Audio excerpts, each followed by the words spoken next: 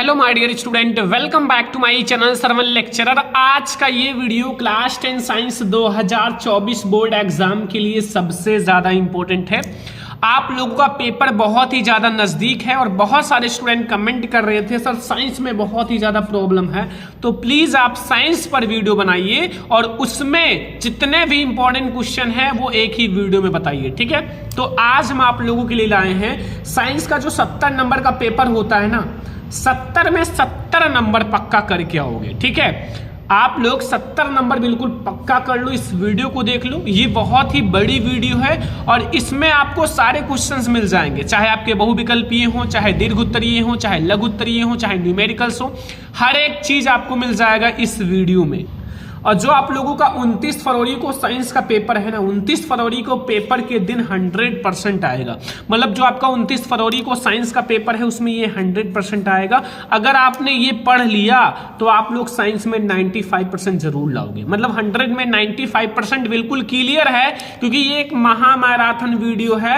मतलब इसमें आपको सारे क्वेश्चन एक ही वीडियो में पढ़ाए जाएंगे। साइंस में आपके जितने भी महत्वपूर्ण बहुविकल्पीय प्रश्न है, लघु उत्तरीय प्रश्न है, दीर्घ उत्तरीय प्रश्न है, न्यूमेरिकल्स हैं, ये सारा कुछ एक ही वीडियो में पढ़ाया जाएगा, ठीक है। सारा कुछ सबसे पहले आपको बहुविकल्पीय प्रश्न पढ़ाया जाएगा, जितने भी इंपॉर्टेंट पूरे बुक में हैं।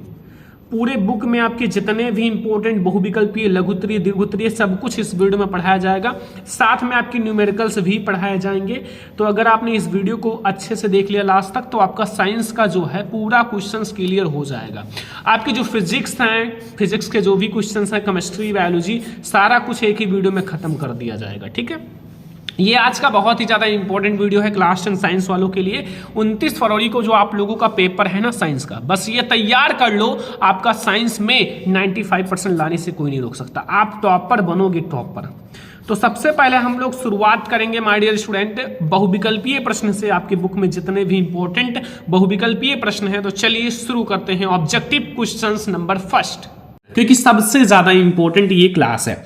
तो क्वेश्चन नंबर फर्स्ट, इसमें लिखा हुआ लौह चूर्ण पर तनु हाइड्रोक्लोरिक अम्ल डालने से क्या होता है। जो हमारा लौह चूर्ण होता है, लोहे का चूर्ण, अगर हम उस पे तनु हाइड्रोक्लोरिक अम्ल डालें, यानी कि हमारा Fe पे हम HCl, ठीक है, डालें, तो फिर हमें क्या मिलेगा।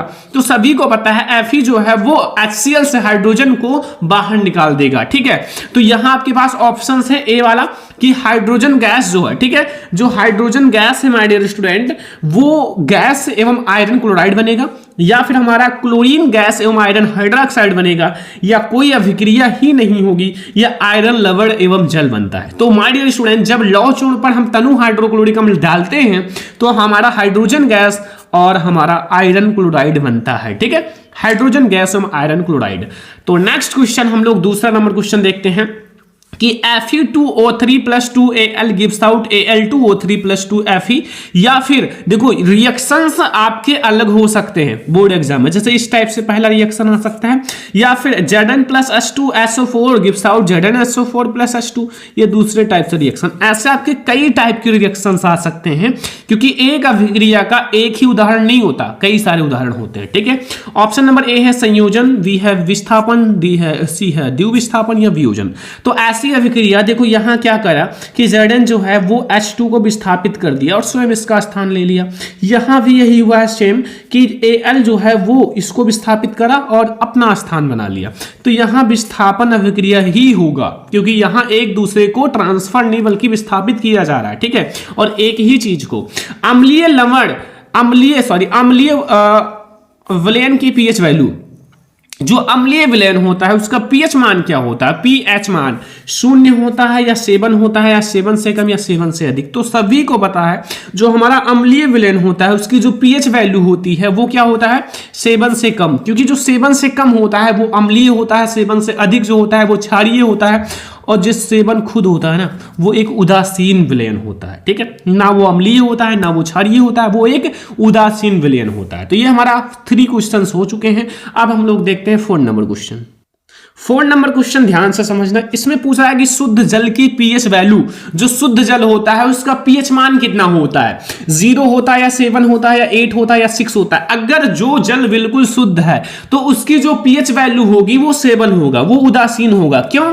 क्योंकि जल की कोई स्वाद नहीं होती, ना वो अम्लीय होता है ना वो क्षारीय होता है, वो उदासीन होता है, विदाउट टेस्ट, ठीक है, ना कोई रंग होता है। तो शुद्ध जल की जो पीएच वैल्यू होगी वो 7 होगा, ठीक है। आई होप आपको पता भी रहा होगा, वी नो दैट ऑलरेडी, जैसे आपको पहले से भी पता होगा, बट मैं आप लोगों को अभी इतने सारे क्वेश्चंस बताऊंगा कि उसमें से आप कहोगे सर मुझे कम ही क्वेश्चंस आते थे, क्योंकि मैं सारा ऑब्जेक्टिव लाया हूं, 1-2 क्वेश्चन नहीं, 80 से 90 क्वेश्चन है, बहुत सारे क्वेश्चन है, पूरे बुक में से हैं और बहुत इंपॉर्टेंट है, ठीक है। क्वेश्चन नंबर 5 पे आ जाओ, लिखा हुआ है निम्नलिखित में से अम्लीय लवण है, अम्लीय लवण। अब कहोगे सर हम कैसे जानेंगे कि अम्लीय लवण है? तो अगर आप साल भर पढ़ाई नहीं किया होगा तो नहीं जानते होंगे, अगर किया होगा तो जानते होंगे। साथ में मैं आपको ट्रिक भी बता देता हूं। देखो, अम्लीय विलयन का मतलब होता है जिसमें H+ आयन होता है, हाइड्रोजन आयन। देखो मैं इसी में ट्रिक बता रहा हूं, सभी पे नहीं अप्लाई हो सकता, ठीक है। H+ आयन, तो इसमें देखो H है, NaCl, Na और Cl है, नहीं है। Na2SO4 इसमें भी H नहीं है, KCN इसमें भी H नहीं है, बट NHSO4 इसमें H है, हाइड्रोजन आयन है। तो ये हमारा क्या है? ये हमारा अम्लीय विलयन है। क्या है? अम्लीय विलयन, ठीक है। समझ में आया? कोई दिक्कत नहीं होगा। क्वेश्चन नंबर 6 देखो, जो पेयजल है, पेयजल को जीवाणु रहित करने में प्रयोग किया जाता है। जो हमारा पीने वाला जल है, अगर हम उसको जीवाणु रहित करना चाहते हैं, उसमें जीवाणु हो गया है, वेरी इंपॉर्टेंट है हमारे स्टूडेंट, जितने क्वेश्चन बता रहे हैं बिल्कुल इंपॉर्टेंट है। बोर्ड एग्जाम में जाओ, छाप कर आओ और तबाही मचा दो, ठीक है। पेयजल जो होता है उसको जीवाणु रहित करने में अगर आपका किसका प्रयोग किया जाता है, CaOCl2, फिटकरी, बेकिंग सोडा या धामन सोडा, तो मैं आपको बता दूं कि CaOCl2 कैल्शियम ऑक्सीक्लोराइड का प्रयोग करते हैं, ठीक है। CS से कैल्शियम, O से Cl2 से क्लोराइड। देखो सारे क्वेश्चन समझना, मेरे पूरे बुक के क्वेश्चंस लिए हैं, इसलिए आपको सारे क्वेश्चन समझना है, ठीक है। अभी तो आपको पहला दूसरा चैप्टर दिख रहा होगा, अभी आगे चलते रहो, भी बहुत सारे चैप्टर्स दिखेंगे। देखो, धामन सोडे का रासायनिक नाम, धामन सोडा, धोने वाली सोडे का रासायनिक नाम क्या होता है? सोडियम क्लोराइड या सोडियम बाइकार्बोनेट या फिर सोडियम कार्बोनेट या सोडियम। तो माय स्टूडेंट सोडियम तो होगा नहीं, सोडियम क्लोराइड हमारा नमक होता है, और साथ में सोडियम बाइक्लोराइड सोडियम बाइकार्बोनेट वो हमारा बेकिंग सोडा होता है। हमें तो धामन सोडा बताना है। इसकी जो सूत्र होता है वो Na2CO3 × 10H2O होता है, बट इसमें जो सोडियम कार्बोनेट इसका नेम होता है, ठीक है, जो इसका केमिकल नेम है, ठीक है। तो ये हमारा हो गया 7 नंबर क्वेश्चन। और अब हम लोग आते हैं 8 नंबर क्वेश्चन पे, ध्यान से समझना। लिखा एक विलयन में H यानी कि हाइड्रोजन आयनों की सांद्रता 10⁻⁹ है, ठीक है।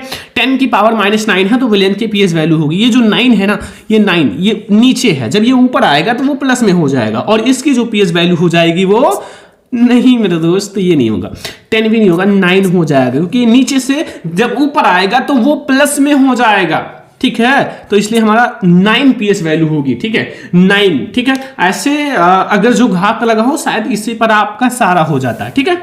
तो ये हमारे 8 क्वेश्चन हो चुके हैं। 9 नंबर क्वेश्चन पे आओ माय डियर स्टूडेंट। देखो 9 नंबर क्वेश्चन है बहुत ही ज्यादा इंपॉर्टेंट, बहुत ही ज्यादा इंजॉय। देखो एंटीमनी क्या है? एंटीमनी क्या है? मैं आपको जब एक टॉपिक पढ़ा रहा था, अभी मैं आपको बताऊंगा कौन सा टॉपिक, बट आप गेस कर लो भाई एंटीमनी क्या है, धातु है या आधातु या मिश्र धातु या उपधातु। तो माय डियर स्टूडेंट जो एंटीमनी है वो एक उपधातु है। क्या है? एक उपधातु है। एंटीमनी ध्यान रखना एक उपधातु होता है। नेक्स्ट क्वेश्चन 15 नंबर, निम्नलिखित में से कौन सी धातु अम्ल में से हाइड्रोजन विस्थापित करती है? कौन सी ऐसी धातु है जो अम्ल में से हाइड्रोजन विस्थापित करती है? ठीक है, MgZn या PT या CuHg। तो माय डियर स्टूडेंट जो मैं आपको एक सक्रियता श्रेणी पढ़ा रहा था, विद्युत रासायनिक श्रेणी, उसमें क्या है कि जो भाई हाइड्रोजन के ऊपर है वो हाइड्रोजन में से अम्ल में से हाइड्रोजन विस्थापित कर लेंगे, जो नीचे हैं हाइड्रोजन के वो नहीं कर पाएंगे। तो यहाँ जो Mg है और Zn जो है वो हाइड्रोजन के ऊपर है, तो इसलिए ये अम्ल में से हाइड्रोजन आसानी से विस्थापित कर सकते हैं। ठीक है, 11 नंबर क्वेश्चन है, मैट में मुख्यतः होता है, जो मैट होता है, मैट में मुख्यतः क्या होता है? FeS या Cu2S FeS या फिर Cu2S या Cu2S Fe2S3। तो जो हमारा मैट होता है, मैट में जो मुख्यतः होता है वो Cu2S और FeS, ठीक है, ये होता है। तो हो गया ना क्वेश्चन नंबर 11 तक। क्वेश्चन नंबर 12 में आ जाओ। देखो सेम ही क्वेश्चन है कि निम्नलिखित में से धातु में से अम्ल विस्थापित नहीं करती हैं। जैसे अभी तक मैंने एक क्वेश्चन अभी जैसे ऊपर देखा था कि निम्नलिखित में से कौन सी धातु अम्ल में से हाइड्रोजन विस्थापित कर सकती है। तो अगर ये कर सकती हैं तो यहाँ पीटी नहीं कर सकती, सीयू भी नहीं कर सकती, एचजी भी नहीं कर सकती। अब ये ऑप्शन देखो नीचे है, एफई कर सकती हैं, हमें नहीं बताना है, जेडन कर सकती हैं, सीयू देखो सीयू ऊपर भी था यहाँ भी है, तो ये हमारा नहीं कर सकती है। ठीक है, ये सही है, नहीं हमसे पूछा है तो ये वाला हमारा सही है, क्योंकि जो हमारा सीयू है वो हाइड्रोजन से कम अभिक्रियाशील है, इसलिए ये हाइड्रोजन को विस्थापित नहीं कर पाएंगे, क्योंकि ये स्वयं उनसे ज्यादा ही गरीब है बच्चा। ठीक है, नेक्स्ट पीतल। पीतल क्या है भाई? धातु है, आधातु, उपधातु, मिश्र धातु।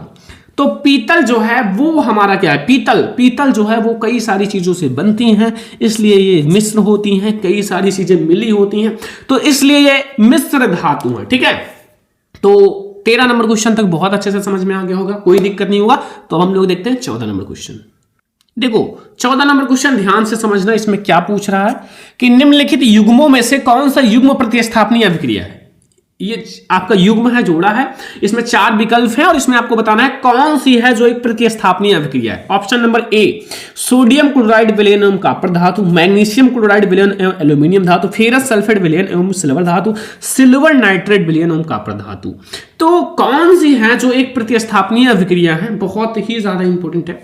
तो सिल्वर नाइट्रेट विलयन एवं कॉपर धातु, जो सिल्वर नाइट्रेट विलयन है एवं कॉपर धातु है वो हमारा एक प्रतिस्थापनीय अभिक्रिया है। ठीक है, क्वेश्चन नंबर 15 है कि ब्यूटेनॉन में क्रियात्मक समूह है। ब्यूटेनॉन में हमारा कौन सा क्रियात्मक समूह है? सिंगल बॉन्ड CHO या single bond C double bond O या फिर सिंगल बॉन्ड OH या सिंगल बॉन्ड COOH। तो आपको ये बताना है कि ब्यूटेनॉन का मतलब क्या है? कीटोन, क्योंकि इसके लास्ट में ओन जुड़ा हुआ है। क्या जुड़ा हुआ है? ओन। तो ओन का मतलब कीटोन, और कीटोन में हमारा जो क्रियात्मक समूह होता है वो क्या होता है? CO। तो यहाँ CHO होगा नहीं, एल्कोहल होगा नहीं, एल्डिहाइड होगा नहीं, हमारा ये होगा ये हमारा कार्बोक्सिलिक है, सॉरी एल्डिहाइड नहीं होगा। ठीक है, ये हमारा आपका यहाँ हाइड्रोजन मान लो, तो ये हमारा CO। ठीक है, next question my dear student, propanal में क्रियात्मक समूह है। प्रोपेनल, इसके लास्ट में आंवला अल जुड़ा हुआ है, अल। तो क्या है प्रोपेनल का क्रियात्मक समूह? CHO, सिंगल बॉन्ड से CHO जुड़ा हुआ है। ठीक है, OH है, ये तो भैया कीटोन ही है, अभी मैंने जस्ट ऊपर देखा, ये हमारा नहीं है, ये तो भैया कोई समूह है, बट ये ईथर समूह है। ठीक है, अब देखो यहाँ जो है वो एल्कोहल समूह है। अब ये भैया बचे CHO जो है वो हमारा है इसका प्रोपेनल का क्रियात्मक समूह, प्रोपेनल। ठीक है, CHO ध्यान रखना, बहुत ही ज्यादा इंपॉर्टेंट क्वेश्चन है जो मैं आपको बता रहा हूं। अगर आज आपने पढ़ लिया तो कल आपको पढ़ने की जरूरत नहीं है, क्योंकि यही क्वेश्चंस बोर्ड एग्जाम में आएंगे। देखो अगला क्वेश्चन, निम्नलिखित में से किस यौगिक में कीटोनी समूह उपस्थित है? कौन सा यौगिक है जिसमें कीटोनी समूह है? ऑप्शन नंबर ए है, देखो H है, फिर C है, डबल बॉन्ड O, फिर H, फिर यहाँ देखो CH3 single bond C double bond O, फिर H, फिर यहाँ CH3 सिंगल बॉन्ड C, फिर डबल बॉन्ड O, फिर सिंगल बॉन्ड OH, फिर डी ऑप्शन है CH3 सिंगल बॉन्ड C, फिर डबल बॉन्ड O और CH3। तो क्या है भाई? कीटोनी समूह। कीटोनी समूह कौन सा है? देखो ये जो है ना, ये हमारा जब ये जुड़ेगा तो CHO बन जाएगा। ठीक है, ये जो है ये COOH बन जाएगा, क्योंकि ये वो और यहाँ। ठीक है, और ये जो है ये भी CHO ही बन जाएगा, ये वाला हमारा CO बनेगा, क्योंकि इधर CH3 जुड़ा हुआ है। ठीक है, तो ये हमारा डी वाला ऑप्शन सही है। ये हमारा कीटोन समूह, क्योंकि यहाँ CO है, बगल एल्किल समूह। ठीक है, तो ये हमारा हो गया 17 क्वेश्चन। देखो बहुत ज्यादा इंपॉर्टेंट क्वेश्चन आज मैं करा रहा हूं, अगर आप आज पढ़ लिए तो सब कुछ क्लियर है। ठीक है, कोई नहीं रोक सकता आपको बोर्ड एग्जाम में टॉपर बनने से साइंस में। एसिटिक अम्ल का IUPAC नेम, एसिटिक अम्ल का IUPAC नाम क्या है? IUPAC नेम पढ़ा है कि नहीं पढ़ा है? एसिटिक अम्ल का, एसिटिक अम्ल है, एथेनोइक अम्ल है, मेथेनोइक अम्ल है, प्रोपेनोइक अम्ल है। देखो एसिटिक अम्ल जो होता है उसका जो IUPAC नेम होता है वो क्या होता है? एसिटिक अम्ल का ध्यान रखना, जो IUPAC नेम होता है वो देखो, सबसे पहले आप इसका फार्मूला बताओ, याद है? एसिटिक अम्ल का CH3COOH। ठीक है, कार्बन कितने हैं इसमें? इधर से 1 2, ठीक है, 2 कार्बन है। तो ये हमारा कौन सा है? COH है, यानी कि हमारा ओइक जुड़ेगा, कार्बोक्सिलिक समूह है। अब हमारा 2 कार्बन है 1 2, तो मेथ के बाद एथ आता है, एथ में ओइक जोड़ोगे एथेनोइक अम्ल, हो गया। भाई थोड़ा सा याद रखो चीजों को, तभी आपको समझ में आएगा, ठीक है। अगला देखो, ये भी आईयूपीएसी नेम है, एसीटोन, जिसका सूत्र है CH3CO, का आईयूपीएसी नेम। ये तो बहुत आसान है ना, क्योंकि देखो सबसे पहले कीटोन समूह को हटा दो, लास्ट में ओन जुड़ा हुआ है, क्योंकि कीटोन समूह ये है ही नहीं, ठीक है, हट गए, ठीक है। अब आते हैं हम लोग पॉइंट पर। देखो यहां जो हमारा है, यहां ध्यान से, नहीं सॉरी, कीटोन समूह ही ये है, सॉरी ये हमारा कीटोन समूह ही है, क्योंकि ये कट कर दो दोनों, क्योंकि ये ऑल जुड़ा हुआ है, कीटोन समूह, क्योंकि ये CO जुड़ा है ना, सॉरी। तो इसमें कितने कार्बन है, 1 है, 2 है, 3 है, तो 3 कार्बन को क्या कहते हैं, प्रोप, और प्रोप में ओन जोड़ोगे प्रोपेनोन। ध्यान रखना थोड़ा सा, ठीक है, इंपॉर्टेंट क्वेश्चन है और आप लोगों को कहीं ना कहीं थोड़ा सा डिसमिस कर सकता है, ठीक है, तो ध्यान रखना। देखो इसमें मैं आपको समझा देता हूं, देखो ये हमारा CO है, और CO जो होता है, जिससे CO और इससे कार्बन जुड़ा हो दोनों, तो ये हमारा कीटोन समूह होता है, कीटोन में हमारा ओन जुड़ता है, और यहाँ 3 कार्बन है, इसलिए प्रोपेनोन हो जाएगा, ध्यान रखना थोड़ा सा। अगला क्वेश्चन 20 नंबर, एथिल अल्कोहल का आईयूपीएसी नेम। एथिल अल्कोहल का सबसे पहले फार्मूला बताओ, CH3CH2OH, कितने कार्बन है, 1 2, 2 कार्बन, ऑल जुड़ा हुआ है, यानी कि हमारा एथेनॉल हो जाएगा, ठीक है। तो 2 कार्बन का मतलब एथेनॉल। ध्यान रखना, एक एक क्वेश्चन को अच्छे से चेक करना, ठीक है, आप लोग गलती मत करना, मैं आपको एक एक क्वेश्चन अच्छे से करा रहा हूं, ठीक है, बहुत ही अच्छे से। अगला क्वेश्चन 21 नंबर, निम्नलिखित में से असंतृप्त हाइड्रोकार्बन है। असंतृप्त का मतलब जो हमारा एल्कीन समूह का हो, एल्कीन समूह का हमारा C2H2 ही है, क्या है, C2H2, क्योंकि इसमें क्या है, इसमें हम लोग जब CnH2n-2 का फार्मूला लगाएंगे तो यही अप्लाई होगा, ठीक है। और यहाँ हमारे डबल बॉन्ड भी बनते हैं, क्योंकि C के बीच में हमारा डबल बॉन्ड रहेगा, जब यहाँ C के बीच में डबल बॉन्ड, तभी तो हम एक एक कार्बन लगा सकते हैं, ठीक है, क्योंकि यहाँ 2 कार्बन 2, ठीक है, 4 हो भी नहीं हुए ना, 4 नहीं हुए तो एक और लगाओ, ठीक है, 3 बंद, फिर एक एक लगेगा, क्योंकि भाई हमें 4 बंद इसका चाहिए, 1 2 3 3 और 1 4, इसलिए हमारा हो गया। अगला क्वेश्चन असंतृप्त इसीलिए है। स्वपोषी पोषण के लिए आवश्यक है, स्वपोषी पोषण के लिए क्या आवश्यक है, CO2 तथा जल, क्लोरोफिल, सूर्य का प्रकाश, उपयुक्त सभी। तो देखो CO2 जरूरी है, जल भी जरूरी है, क्लोरोफिल भी जरूरी है, सूर्य का प्रकाश भी, उपयुक्त सभी जरूरी है, तो इन सबको काट दो ना, इन सब की क्या जरूरत जब उपयुक्त सभी है। तो ये हमारा हो गया 22 क्वेश्चंस, और आप लोगों को एक एक क्वेश्चन, ये बायोलॉजी का है, ध्यान रखना, अब हमारा बायोलॉजी यहाँ से आ गया है, अभी तक हमारा कौन सा था, केमिस्ट्री था, अब बायोलॉजी। 22 क्वेश्चन हो ही चुका है, 23 नंबर क्वेश्चन पे आ ही जाओ, क्या ही दिक्कत है, सारे क्वेश्चंस को समझेंगे। यकृत स्रावित करता है, जो यकृत है वो क्या स्रावित करता है, लाल, जठर रस, पित्त रस, अग्नाशय रस। तो यकृत जो है वो क्या स्रावित करता है, यकृत पित्त रस स्रावित करता है, ठीक है, यकृत जो है पित्त रस को। नेक्स्ट क्वेश्चन ध्यान से समझना, यहां हमारा है कि हीमोग्लोबिन महत्वपूर्ण भूमिका निभाता है। जो हीमोग्लोबिन है वो किसमें महत्वपूर्ण भूमिका निभाता है, उत्सर्जन में, श्वसन में, पाचन में, वृद्धि में। तो हीमोग्लोबिन जो है वो सबसे महत्वपूर्ण भूमिका जो निभाता है वो श्वसन में, किसमें, श्वसन में सबसे महत्वपूर्ण भूमिका निभाता है, क्योंकि इसमें ऑक्सीजन की आवश्यकता बहुत ही ज्यादा होती है, और हीमोग्लोबिन हमारा श्वसन में बहुत महत्वपूर्ण भूमिका निभाता है। अगला क्वेश्चन, पादप में जाइलम उत्तरदायी है, जल का वहन, भोजन का वहन, अमीनो अम्ल का वहन, ऑक्सीजन का वहन। तो पादप में जो जल का वहन करता है वो जाइलम ही करता है। कौन करता है, जाइलम, ठीक है।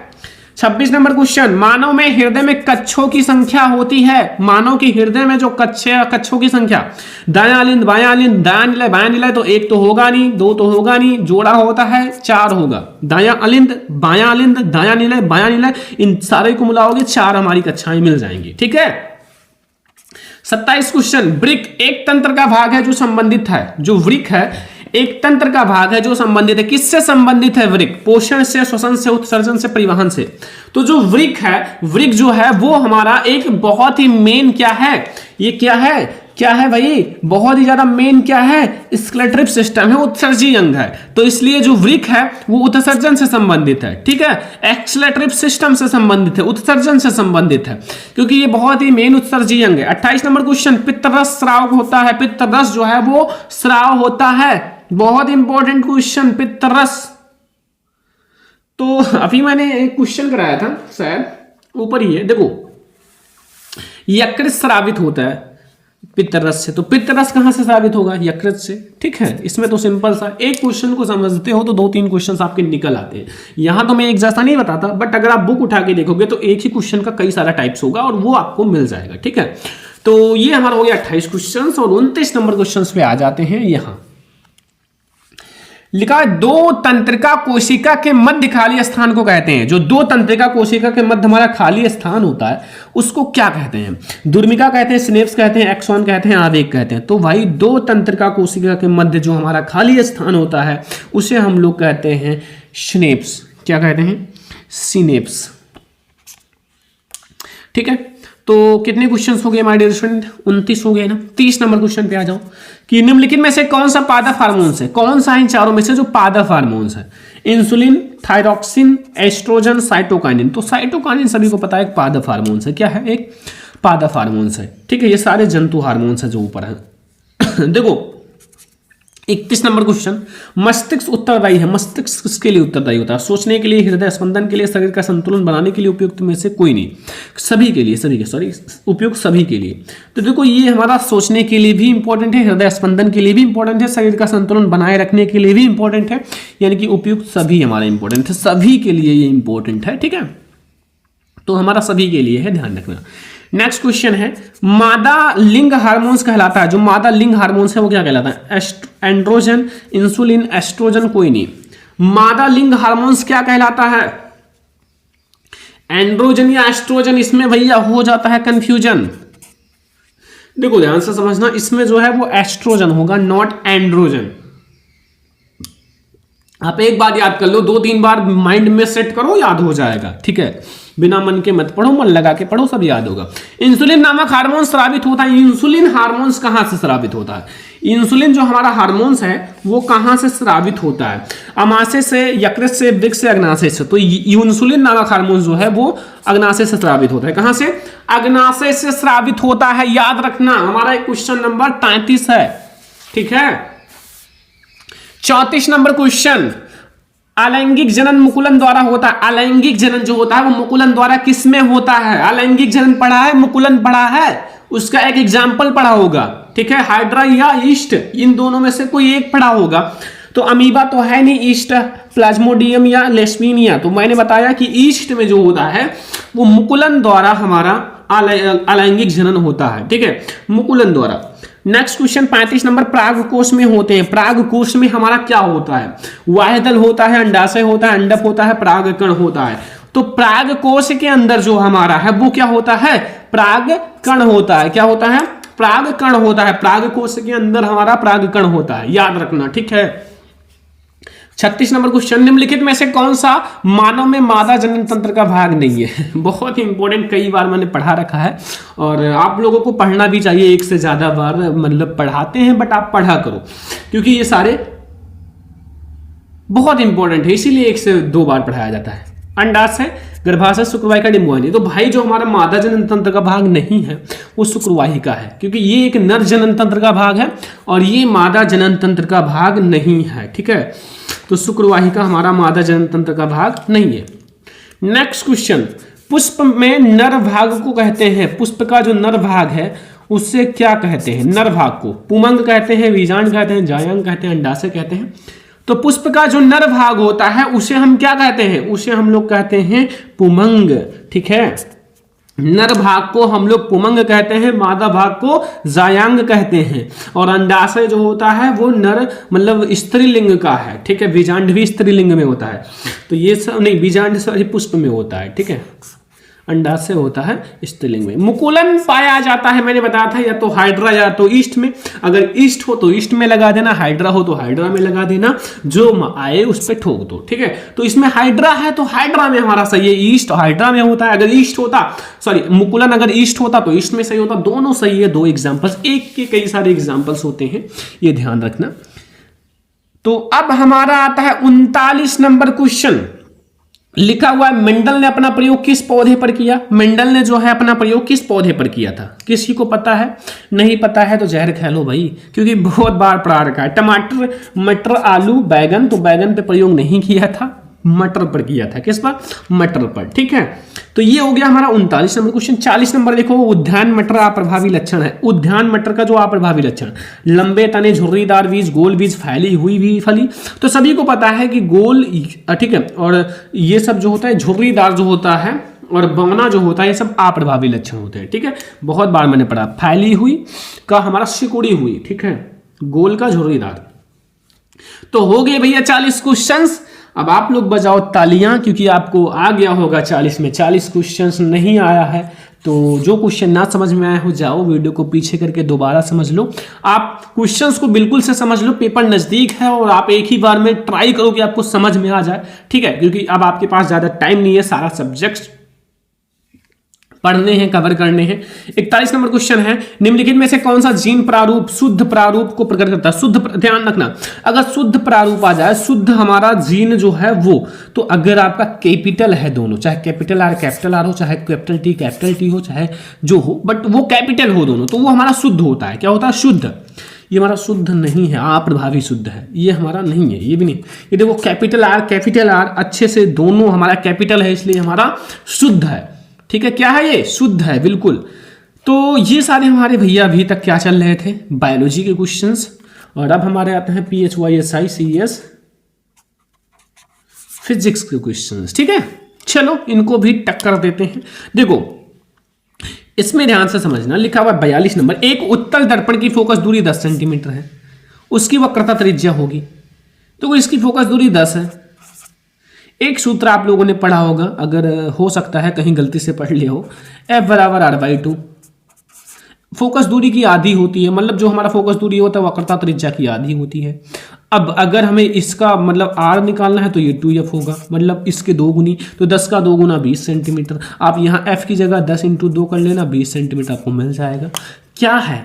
आसान है, पढ़ के तो देखो एक बार। तो ये हमारा 20 सेंटीमीटर हो जाएगा वक्रता त्रिज्या। फोकस दूरी, अगर मान लो वक्रता त्रिज्या हमें दे रखता 10 सेंटीमीटर, फोकस दूरी पूछता, तो वो उसकी आधी होती है 5 सेंटीमीटर। ठीक है, चलो नेक्स्ट क्वेश्चन। किसी बिंब का अवतल दर्पण द्वारा बना प्रतिबिंब आभासी, सीधा तथा बिंब से बड़ा पाया जाता है। वस्तु कहां पर होनी चाहिए? वस्तु कहां पर होनी चाहिए? एक लास्ट स्थिति आप लोगों ने पढ़ा होगा अवतल दर्पण का, जब आप लोग लास्ट वाला, यहां जो फोकस दूरी और यहां पोल, इसके बीच में जब वस्तु होता है लास्ट में, क्या मैंने बताया? दिमाग में गया कुछ? कि जब मैंने बताया कि यहां दर्पण की ध्रुव यानी कि P और फोकस दूरी के बीच में, ठीक है, तो हमें एक लास्ट ही स्थिति में हमें अवतल दर्पण से वस्तु से बड़ा आभासी सीधा प्रतिबिंब मिलता है, और सब में हमें छोटा मोटा एंड साथ में हम लोगों को क्या मिलेगा? एक वास्तविक उल्टा मिलेगा। इसमें हमें क्या मिलता है? आभासी सीधा। ये ध्यान रखना, थोड़ी सी पॉइंट याद रखना। एक में हमें मिला है केवल आभासी और सीधा, और सब में हमें वास्तविक और उल्टा मिलता है। ठीक है, छोटा मोटा मत ट्राई करो। देखो अगला 44 नंबर क्वेश्चन, यहां आ जाओ।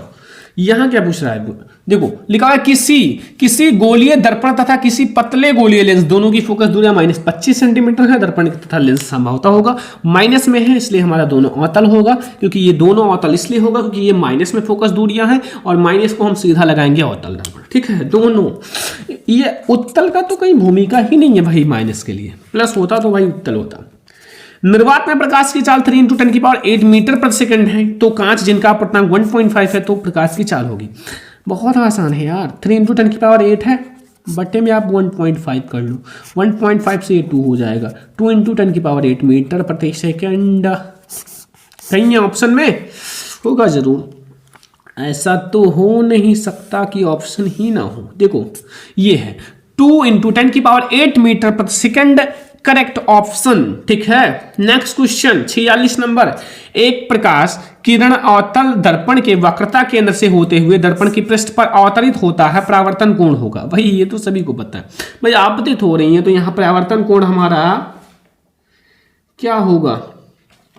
90 डिग्री या 0 डिग्री, दोनों में कंफ्यूजन होगा, तो इन सब को हटा दो, कंफ्यूजन को। 0 डिग्री होगा, क्या होगा? 0 डिग्री। ठीक है, चलो 46 क्वेश्चन हो चुके हैं, 47 नंबर क्वेश्चन पे आ जाओ। देखो 47 नंबर क्वेश्चन ध्यान से समझना, इसमें क्या पूछ रहा है कि 50 सेंटीमीटर फोकस दूरी वाले उत्तल लेंस की क्षमता होगी।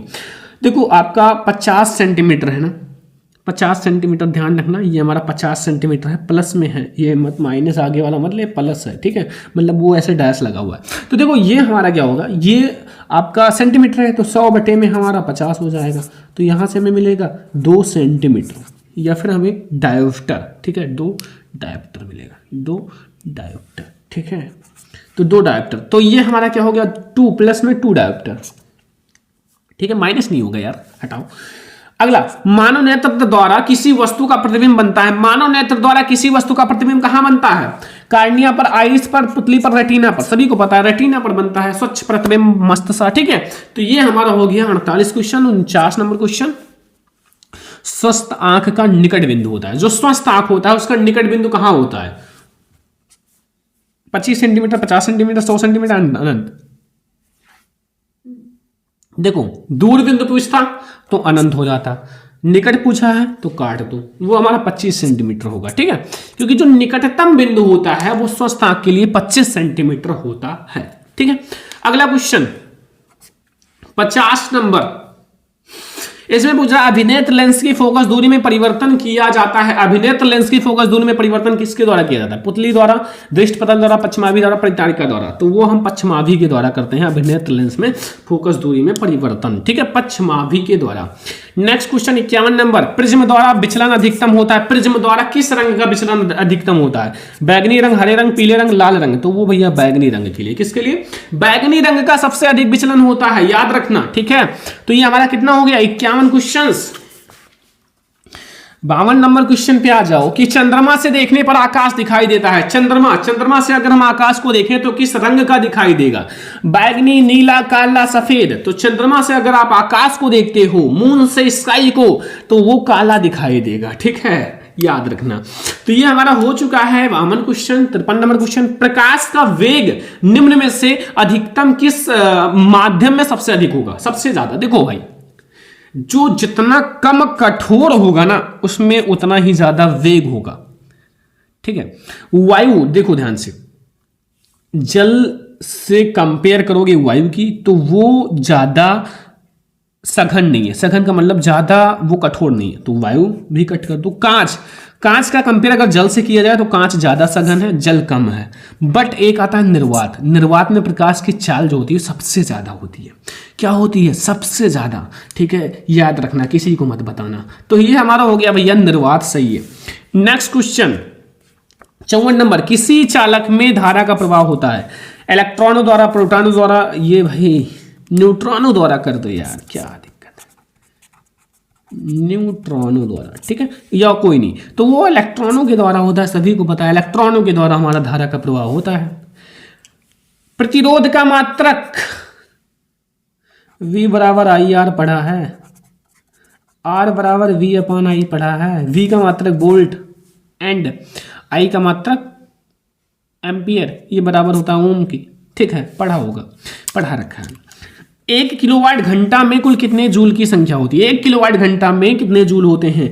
3.6 इंटू 10 की पावर 6, 3.6 इंटू 10 की पावर 6, ये 6 और ये 6 बराबर होना चाहिए, ठीक है, बस वही सही है ट्रिक। देखो चलो 57 नंबर क्वेश्चन पे अपना तुक्का लगाओ, सही गया तो ठीक है, नहीं गया तो सही समझ जाओगे भी। देखो एक अश्व शक्ति बराबर होता है, एक अश्व जो होता है, घोड़े की शक्ति जो होती है वो 726 वाट होता है, 736, 740, 756, तो 746 वाट होता है एक अश्व शक्ति बराबर, ठीक है, 746 वाट। 58 नंबर, एक गतिमान आवेशित कण उत्पन्न करता है केवल चुंबकीय क्षेत्र, केवल विद्युत क्षेत्र, चुंबकीय विद्युत दोनों, तो ये दोनों उत्पन्न करता है, चुंबकीय और विद्युत दोनों। अगर आप इसे चुंबकीय क्षेत्र में रखोगे तो चुंबकीय क्षेत्र उत्पन्न करेगा, विद्युत क्षेत्र में रखोगे तो विद्युत क्षेत्र उत्पन्न करेगा, ठीक है। तो एक गतिमान आवेशित कण हमारा दोनों उत्पन्न करता है। एक विद्युत चुंबक का क्रोड बनाने के लिए सबसे अधिक उपयुक्त पदार्थ है पीतल, मुलायम लोहा, एल्यूमिनियम। मुलायम लोहा सबसे अच्छा है, ठीक है, मुलायम लोहा। नेक्स्ट क्वेश्चन 60 नंबर क्वेश्चन, ये हमारा लास्ट क्वेश्चन है। 60 क्वेश्चंस आज हम लोग देखेंगे, 60 में से मैं आपको बताता हूं 20 तो फिक्स है, बोर्ड एग्जाम में यहीं से आएंगे, ठीक है।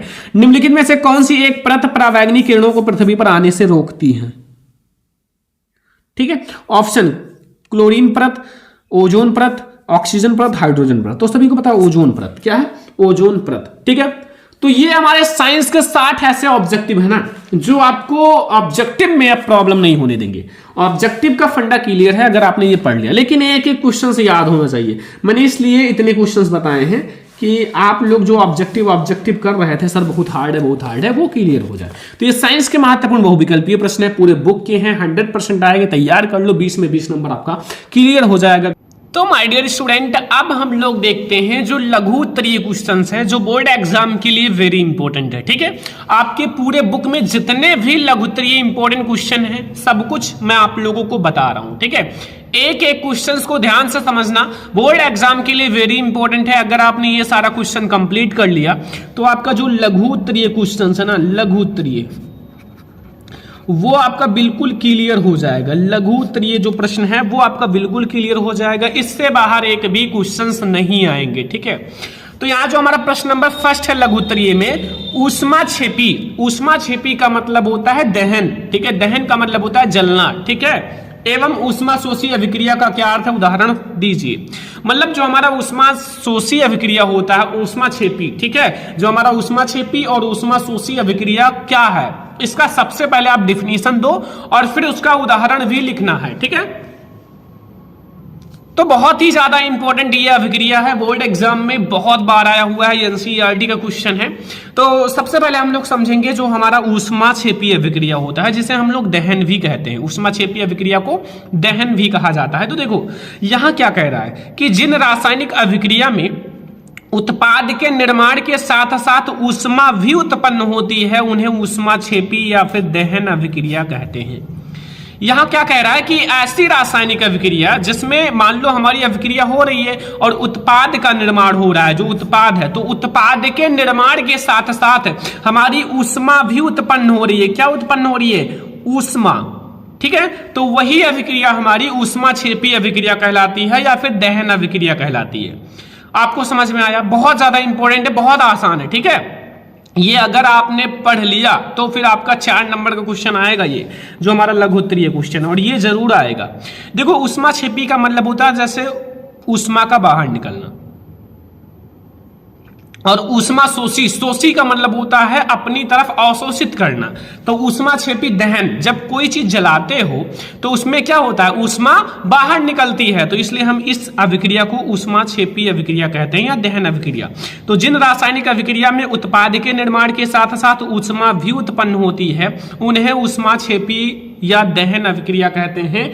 एग्जाम्पल मैं आपको समझा देता हूं, बहुत ही ज्यादा इंपॉर्टेंट है। देखो CH4 जिसे हम लोग मेथेन कहते हैं। ठीक है, मेथेन, तो CH4 जो होता है, अगर ये तो गैस की अवस्था में होता है, ठीक है, और हमारा जो है 2O2 ये भी गैस की अवस्था में है। ठीक है, 2O2 का मतलब क्या है, ऑक्सीजन। ठीक है, ऑक्सीजन, तो इसका जब आपने अभिक्रिया कराया तो हमें मिलेगा CO2 और प्लस ये भी गैस की अवस्था में है। ठीक है, और 2H2O ये भी गैस ही है, और प्लस हमें ऊष्मा मिलेगा। प्लस ऊष्मा का मतलब होता है ऊष्मा हमारी बाहर निकल रही है, तो वो हमारी क्या है, प्लस ऊष्मा है। ठीक है, ऊष्मा क्या हो रहा है, बाहर निकल रहा है, उत्पन्न हो रहा है, तो इसलिए प्लस ऊष्मा रहेगा। ऊष्मा शोषी समझो, ऊष्मा शोषी में हमारा माइनस ऊष्मा रहेगा। देखो ऊष्मा शोषी अभिक्रिया का अर्थ है कि जिन रासायनिक अभिक्रिया में ऊर्जा अवशोषित होती है।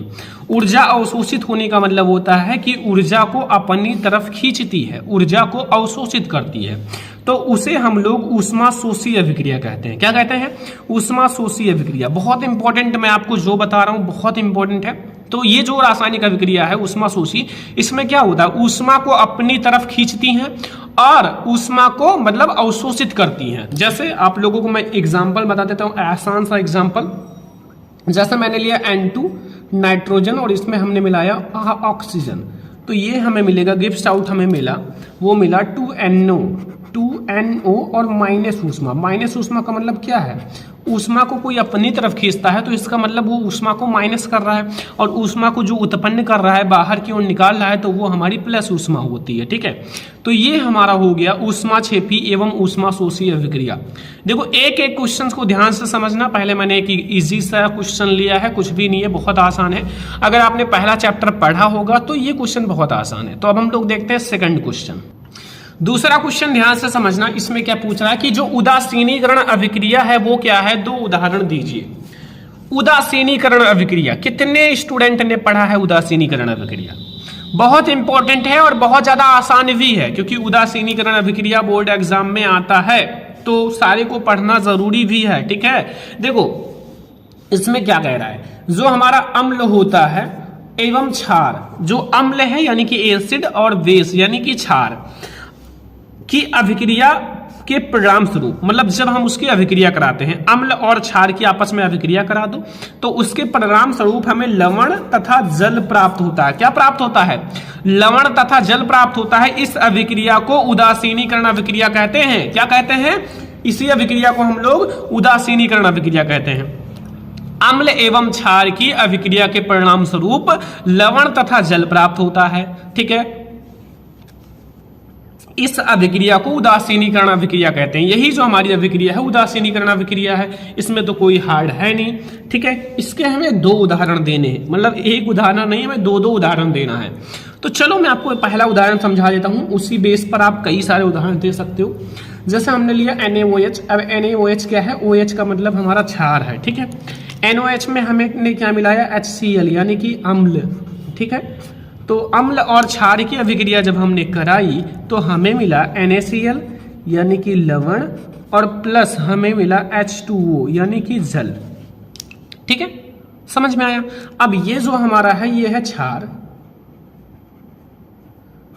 और ये जो हमारा है ये है अम्ल, और ये जो हमारा है ये है लवण, और ये जो हमारा है ये है जल। बस हो गया। तो क्षार या अम्ल आपका अभिक्रिया करा तो हमारा लवण तथा जल बना।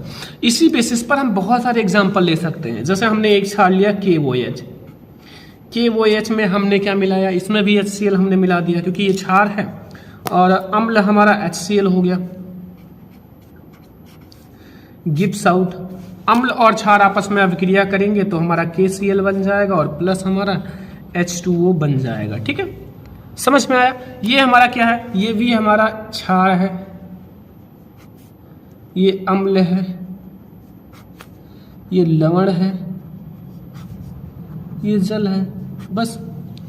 तो देखो रिएक्शन मैंने 2 आपको समझा दिया, मतलब ये हमारा दूसरा रिएक्शन है। मैंने एक नहीं बल्कि 2 रिएक्शन समझा दिया।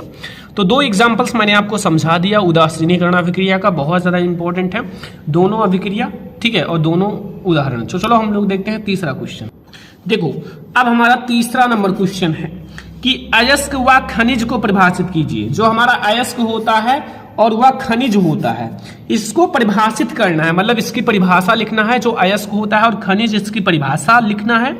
और अयस्क जो होता है, अयस्क तथा खनिज में क्या अंतर है, मतलब दोनों के बीच कोई कॉमन डिफरेंस बताओ, ताकि एक ही शॉर्ट में हम समझ लें। तो सबसे पहले हम लोग समझेंगे जो खनिज और अयस्क का डिफिनीशन एंड उदाहरण। तो सबसे पहले हम लोग समझेंगे खनिज। खनिज क्या होता है? तो प्रकृति में पृथ्वी के अंदर जो हमारी प्रकृति होती है, पर्यावरण है, उसमें जो पृथ्वी है, जानते हो धरती माता, तो पृथ्वी के अंदर धातुएं तथा उनके यौगिक जिस रूप में पाए जाते हैं उन्हें क्या कहते हैं? उन्हें खनिज कहते हैं। मतलब जो पृथ्वी है, पृथ्वी के अंदर जो हमारी धातुएं हैं तथा उनके यौगिक जिस रूप में पाए जाते हैं उन्हें हम लोग खनिज कहते हैं। एग्जाम्पल के लिए हमारा यहाँ जैसे लोहा है, कोयला है। ठीक है, लोहा और कोयला, ठीक है, ये खनिज है। अयस्क का देख लो भाई, अयस्क भी जानना जरूरी है ना, क्योंकि दोनों बहुत ज्यादा इंपॉर्टेंट है। देखो अयस्क, जिन खनिज से किसी धातु को प्रचुर मात्रा में तथा कम व्यय में आसानी से प्राप्त किया जा सके, मतलब जिस खनिज से किसी धातु को प्रचुर मात्रा में तथा कम व्यय पर आसानी से प्राप्त किया जा सके, उस खनिज को, उस धातु का अयस्क कहते हैं। उस खनिज को क्या कहते हैं? उस खनिज को, उस धातु का अयस्क कहते हैं। ठीक है, एग्जाम्पल जैसे एल्यूमिनियम और बॉक्साइट। क्या है? एल्यूमिनियम और बॉक्साइट। ठीक है, ये हमारे हो गए एग्जाम्पल।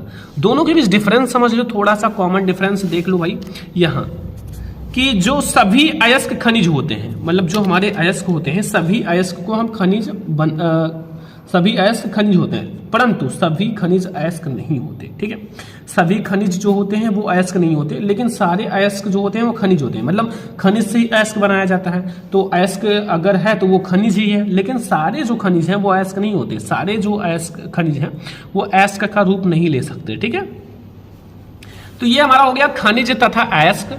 बहुत ही ज्यादा इंपॉर्टेंट क्वेश्चन है ये बोर्ड एग्जाम के लिए, ठीक है। आपका बोर्ड एग्जाम बहुत ही ज्यादा नजदीक है, तो आपको ये सारे क्वेश्चंस बिल्कुल से पढ़ लेने हैं, एक एक क्वेश्चंस को, ठीक है। तो ये हमारा खनिज है और अयस्क व खनिज की परिभाषा और उन दोनों के बीच डिफरेंस भी मैंने आपको छोटा सा बता दिया, ताकि आपका ये जो टॉपिक है बिल्कुल क्लियर हो जाए, ठीक है। तो चलो अब हम लोग देखते हैं नेक्स्ट क्वेश्चन। तो माय डियर स्टूडेंट, अब हम लोग देखते हैं क्वेश्चन नंबर 4। क्वेश्चन नंबर 4 में क्या कह रहा है कि साबुनीकरण अभिक्रिया पर संक्षिप्त टिप्पणी लिखिए। जो हमारी साबुनीकरण अभिक्रिया है उस पर आपको संक्षिप्त टिप्पणी लिखना है।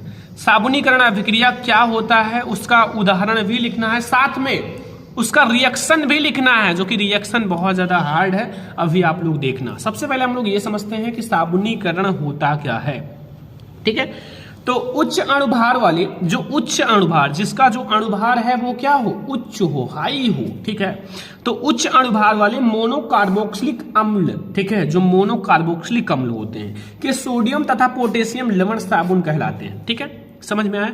उच्च अणुभार वाले मोनोकार्बोक्सिलिक अम्लों के सोडियम तथा पोटेशियम लवण हमारे क्या कहलाते हैं, साबुन कहलाते हैं। क्या कहलाते हैं, साबुन। और ये तेलों और वसाओं के तनु NaOH या KOH द्वारा जल अपघटन से प्राप्त किया जाता है। मतलब ये तेल जो होता है, तेलों और वसाओं के तनु NaOH और KOH द्वारा जल अपघटन से प्राप्त किया जाता है। इस अभिक्रिया को साबुनीकरण कहते हैं। यही जो हमारी अभिक्रिया होती है वो साबुनीकरण होती है। साबुनीकरण समझ में आया? बहुत आसान है। अब हम लोग देखते हैं साबुन बनाने की रासायनिक अभिक्रिया। थोड़ा सा हार्ड है, बड़ा है, बट समझना जरूरी है। तो साबुन बनाने की जो हमारी रासायनिक अभिक्रिया है वो हम लोग समझेंगे, बहुत ही ज्यादा इंपॉर्टेंट है, ध्यान से समझना। सबसे पहले देखो, हम लेंगे CH2OCO C17H35, ठीक है, ये हमने ले लिया। फिर सिंगल बॉन्ड बनाओ, फिर CHOCO C17H35, फिर सिंगल बॉन्ड CH2OCO C17H35, ठीक है। ये हमें लेना है, ये हमारा है ट्राइसिटेरिन या फिर वसा। क्या है? ट्राइसिटेरिन।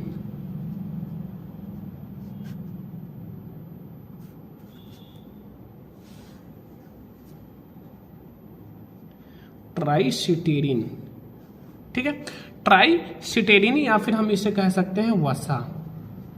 ओके, अब देखो इसका जो हमें रिएक्शन कराना है वो किससे कराना है, 3NaOH से, 3NaOH, ठीक है। गिब्स आउट हमें मिलेगा क्या? गिब्स आउट जो हमें मिलेगा वो ध्यान से समझो, वो हमें मिलेगा, देखो यहां से हमने CH2 लिया और यहां से OH ले लिया, ठीक है। यहां से मैंने CH लिया और यहां से हमने OH ले लिया, क्योंकि यहां 3OH है। फिर हमने यहां से CH2 लिया और यहां से OH ले लिया, प्लस हमें जो मिलेगा वो मिलेगा साबुन का सूत्र 3C17H35 COONA। मैंने कहा था कि इसका सूत्र थोड़ा सा हार्ड है। ये हमारा ग्लिसरॉल है, सारे बच्चों को पता होगा, और ये हमारा साबुन है,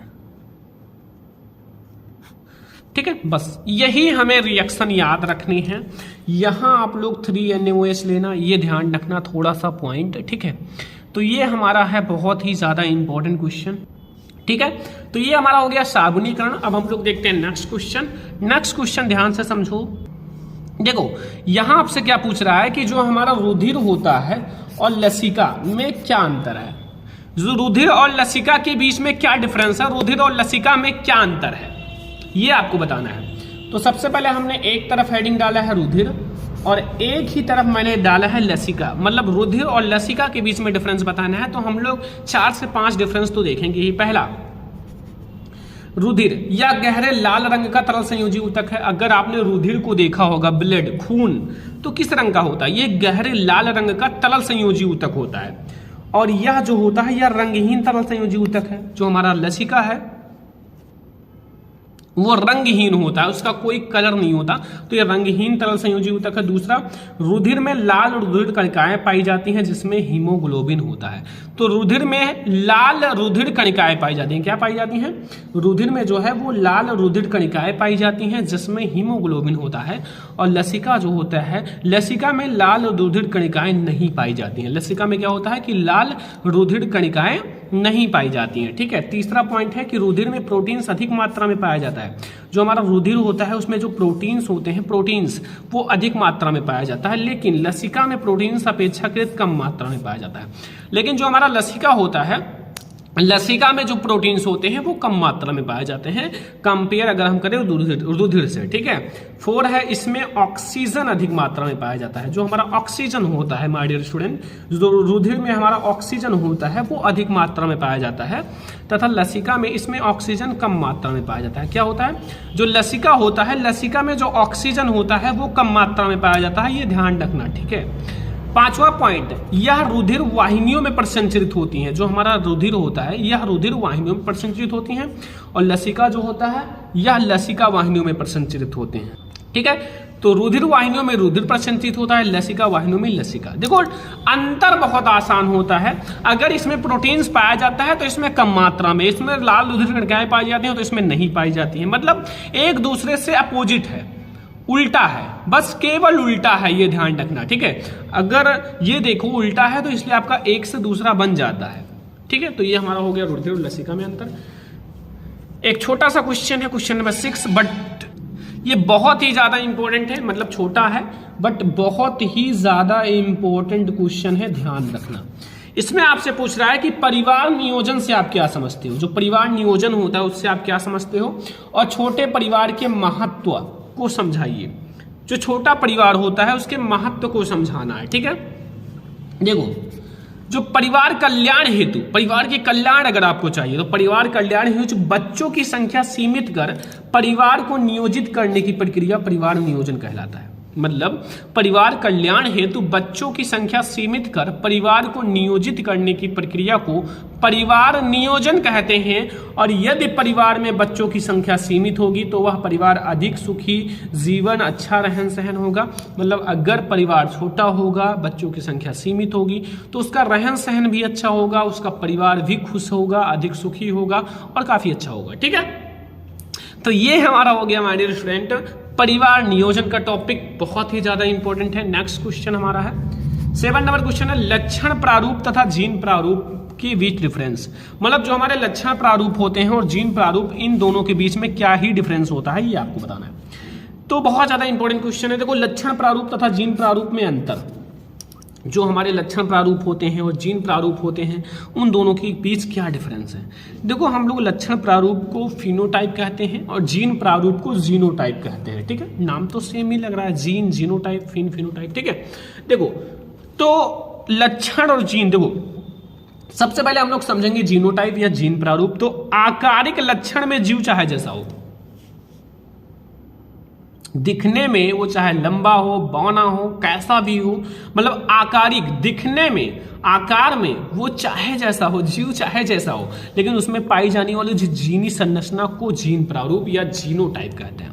लेकिन उनके अंदर जो जीनी संरचना पाई जाती है, जीन, ठीक है, वो हमारा जीनोटाइप होता है। जैसे अगर कैपिटल टी है तो ये हमारा जीनोटाइप है। ठीक है। और फिनोटाइप देखो, या फिर लक्षण प्रारूप, जीन किसी भी प्रकार की हो, यदि बाह्य रूप में समान लक्षण या उनका प्रभाव समान दिखाई दे तो वह फिनोटाइप होता है। मतलब जीन चाहे जैसा हो, अगर वो चाहे जैसा भी हो उनका जीन, बट अगर उनका जो लक्षण है वो एक जैसा है, उनका प्रभाव एक जैसा दिखाई दे रहा है, तो वो हमारा फिनोटाइप कहलाता है। ठीक है। तो ये हमारा हो गया जीनोटाइप, फिनोटाइप, क्वेश्चन नंबर 7। अब हम लोग देखते हैं क्वेश्चन नंबर 8, जो कि बहुत ही ज्यादा इंपॉर्टेंट है my dear student. Question number 8 देखो, इसमें कह रहा है कि निकट दृष्टि दोष क्या है, इस दोष के क्या कारण है। मतलब निकट दृष्टि दोष होता क्या है, आपको डेफिनेशन बताना है, इसके कारण भी बताने हैं, साथ में इसका निवारण में किस लेंस का प्रयोग किया जा रहा है, इसके निवारण के लिए हम किस लेंस के चश्मे का प्रयोग करते हैं ये भी बताएंगे। तो एक एक चीज को हम लोग समझेंगे। देखो, सबसे पहले निकट दृष्टि दोष होता क्या है ये समझो। तो निकट दृष्टि दोष वाले व्यक्ति को पास की वस्तुएं स्पष्ट दिखाई देती हैं। निकट दृष्टि दोष अगर आपको है तो पास जो रखी वस्तु है वो स्पष्ट दिखाई देगी, परंतु दूर यानी कि अधिक दूर जो रखी वस्तु स्पष्ट नहीं दिखाई देती हैं। मतलब अगर अधिक दूर वस्तु रखी है तो वो स्पष्ट नहीं दिखाई देती। अर्थात नेत्र का जो दूर बिंदु है वो अनंत पे ना होकर कम दूरी पर आ जाता है। तो नेत्र का जो दूर बिंदु है वो अनंत इनफाइनाइट पर ना होकर वो कम दूरी पर आ जाता है। इस दोष के निम्नलिखित कारण है। इनके मैं 2 कारण बताता हूं, ठीक है। पहला कारण कि नेत्र लेंस के वक्रता त्रिज्या बढ़ जाए जिसकी इसकी फोकस दूरी कम हो जाए। जब फोकस दूरी कम हो जाती है तो वो पास की वस्तु देख लेता है लेकिन दूर की वस्तु नहीं देख पाता। या फिर नेत्र लेंस और रेटिना के बीच की दूरी बढ़ जाए, अर्थात उनके गोले का व्यास बढ़ जाए, ठीक है। जब गोले का व्यास बढ़ जाएगा तो उतना दूर देख ही नहीं पाएंगे। जैसे यहाँ प्रकाश की किरण आ रही है और यहाँ आंख से टकराई तो यहाँ आगे ही प्रतिबिंब बन गया, रेटिना पर नहीं गया, ठीक है। अब देखो यहाँ निवारण कैसे करोगे। इस दोष में अवतल लेंस के चश्मे का प्रयोग किया जाएगा। इस देश के लिए हम अवतल लेंस का, जब ये अवतल लेंस का चश्मा लगाओगे, ये हमारा आंख है या लेंस है, तो फिर हमारा वस्तु बढ़िया से रेटिना पर बन जाएगा, ठीक है। तो ये हमारा क्वेश्चन नंबर 8 है, बहुत ही ज्यादा इंपॉर्टेंट है बोर्ड एग्जाम 2024 के लिए, और आप लोगों का पेपर भी बहुत ज्यादा नजदीक है, इसलिए मैं आपको एक एक क्वेश्चन बहुत ही अच्छे से पढ़ा रहा हूं। चलो नेक्स्ट क्वेश्चन देख लेते हैं माय डियर स्टूडेंट। ये हमारा है 9 नंबर क्वेश्चन। विद्युत प्रतिरोध क्या होता है? विद्युत प्रतिरोध का क्या अर्थ है और एक धातु के तार का प्रतिरोध किन किन बातों पर निर्भर करता है? एक धातु जो होता है उसका तार का जो प्रतिरोध है वो किन किन बातों पर निर्भर करता है? तो देखो सबसे पहले हम लोग समझेंगे विद्युत प्रतिरोध। तो किसी चालक का वह गुण जिसके कारण वह विद्युत धारा के प्रवाह का विरोध करता है। मतलब किसी भी चालक का वह गुण जो विद्युत धारा होता है उसके प्रवाह, उसके मार्ग में विरोध करता है, चालक का प्रतिरोध कहलाता है, अर्थात विद्युत प्रतिरोध कहलाता है। आप विद्युत प्रतिरोध जो होता है वो बराबर होता है विभवांतर बट्टे में धारा। क्या होता है? विभवांतर बट्टे धारा। मात्रक देख लो, मात्रक है जब प्रतिरोध आर का मात्रक जो होता है वोल्ट बट्टे एम्पियर। देखो विभवांतर का मात्रक वोल्ट और धारा का मात्रक एम्पियर, तो ये हमारा होता है ओम के बराबर। तो ओम हमारा प्रतिरोध का मात्रक हो गया, वोल्ट प्रति एम्पियर भी होता है। अब चालक किन किन बातों पर निर्भर करता है? चलो चालक जो होता है प्रतिरोध की निर्भरता। पहला, किसी चालक का प्रतिरोध निम्नलिखित 3 बातों पर निर्भर करता है। पहला, एक ही पदार्थ तथा समान अनुप्रस्थ काट के विभिन्न लंबाइयों के तारों का प्रतिरोध R जो होता है वो लंबाई L के अनुक्रमानुपाती होता है। जो हमारा प्रतिरोध R होता है वो लंबाई L जो होता है उसके अनुक्रमानुपाती होता है। R जो होता है वो अनुक्रमानुपाती L। ये पहला हो गया। दूसरा देखो, प्रतिरोध जो होता है R वो अनुप्रस्थ काट A यानी कि ये हमारा क्षेत्रफल है के व्युत्क्रमानुपाती होता है। ये जो होता है क्षेत्रफल के व्युत्क्रमानुपाती R जो होता है वो 1/A होता है, व्युत्क्रमानुपाती। तीसरा जो है वो बहुत आसान है, किसी भी चालक का तार प्रतिरोध ताप के अनुपाती, अर्थात किसी चालक का ताप बढ़ने पर प्रतिरोध में वृद्धि होती है, ठीक है। तो ये हो गया हमारा भाई क्वेश्चन नंबर 9। अब 10 नंबर क्वेश्चन देखते हैं। बहुत सारे क्वेश्चन हो चुके हैं, 10 बहुत है लघु उत्तरीय क्वेश्चन और भी आप लोगों को कराया जाएगा। देखो 10वां बहुत ज्यादा इंपॉर्टेंट है। देखो ध्यान से, किसी चुंबकीय क्षेत्र में गतिशील आवेशित कण पर लगने वाला बल किन किन कारकों पर निर्भर करता है? इस बल के लिए आवश्यक सूत्र लिखिए। तो देखो चुंबकीय क्षेत्र में गतिशील आवेशित कण पर लगने वाला बल आवेश के परिणाम चुंबकीय क्षेत्र की दिशा के बीच कोण पर निर्भर करता है। यदि किसी गतिशील आवेशित कण का जो आवेश है Q हो, वेग v हो तथा तीव्रता ये वाला v हो, ठीक है, बॉय वाला, और चुंबकीय क्षेत्र की दिशा थीटा कोण पर बनती हो तो गतिशील आवेशित पर लगने वाला बल F बराबर QBB sin थीटा, ये हमारा सूत्र है और इस पर न्यूमेरिकल्स भी आते हैं, ठीक है। तो ये आप याद रखना, F बराबर QBB sin थीटा।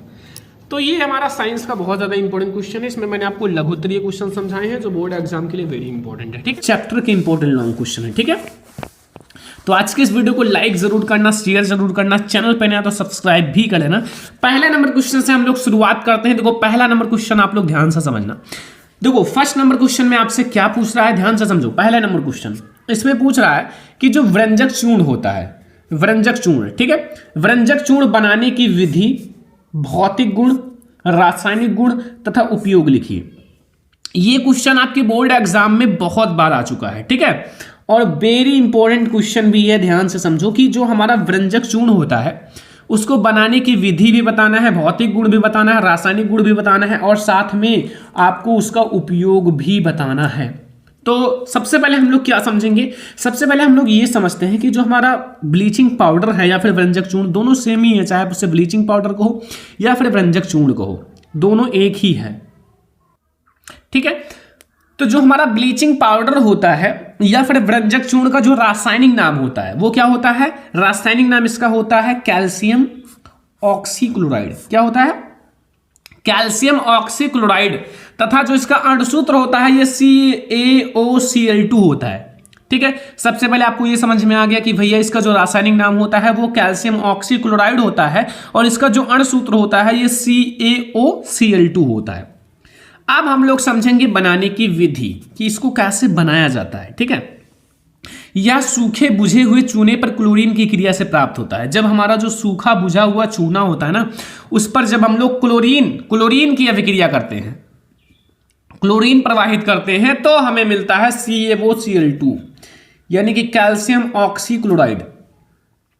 अब देखो, है तो बनाना बहुत आसान। कैसे? आपने लिया CaOH का होल ट्वाइस, ध्यान से समझो, इसको मैंने लिया और इस पर हमने अभिक्रिया कराया Cl2 का, यानी कि Cl2 का मतलब क्या है? क्लोरीन का। तो क्लोरीन से अभिक्रिया कराओगे, आपका बन जाएगा Ca और यहाँ से O1 आ जाएगा, यहाँ से Cl2 आ जाएगा और प्लस हमारा यहाँ 2H बचा है और यहाँ एक O बचा है कि एक इसके साथ आ गया H2O। बस हमारा बन गया। यही हमारा व्यंजक चूर्ण, यही तो है व्यंजक चूर्ण, क्योंकि यही तो है Ca से कैल्शियम ऑक्साइड और Cl2 से क्लोराइड, कैल्शियम ऑक्सीक्लोराइड। ठीक है, तो बस हो गया, व्यंजक चूर्ण हमारा बन चुका है। भौतिक गुण समझ लो इसका। भौतिक गुण क्या होता है? देखो ध्यान से, भौतिक गुण का मतलब होता है फिजिकल प्रॉपर्टी जो आपको दिखाई देती है। जैसे आप जब इसको देखोगे तो ये हल्के पीले रंग का ठोस पदार्थ होगा। ठीक है, ये किस रंग का होता है? हल्का पीला रंग का। ठीक है, साथ में अगर आप इसको जल में घोलोगे तो ये अल्पविलीय है, मतलब बिल्कुल अच्छी तरह से नहीं घुलता, ये अल्पविलीय है, थोड़ा थोड़ा घुलता है। और इसका जलीय विलयन दुधिया होता है। जब इसको जल में घोलोगे ना तो इसका जो जलीय विलयन होगा वो दुधिया कलर का होगा। किस कलर का? दुधिया कलर का। ठीक है, तो ये हमारा हो जाता है भौतिक गुण, जो कि बहुत ही ज्यादा इंपॉर्टेंट होता है। अब हम लोग आते हैं रासायनिक गुण की ओर। देखो, रासायनिक गुण में है कि इसे जल में घोलकर गर्म करने पर क्लोरीन गैस निकलती है। जब हम इसे जल में घोलकर क्या करते हैं? पहला कि जब हम इसे जल में घोलकर गर्म करते हैं तो इसमें से क्लोरीन गैस निकलती है। जैसे देखो,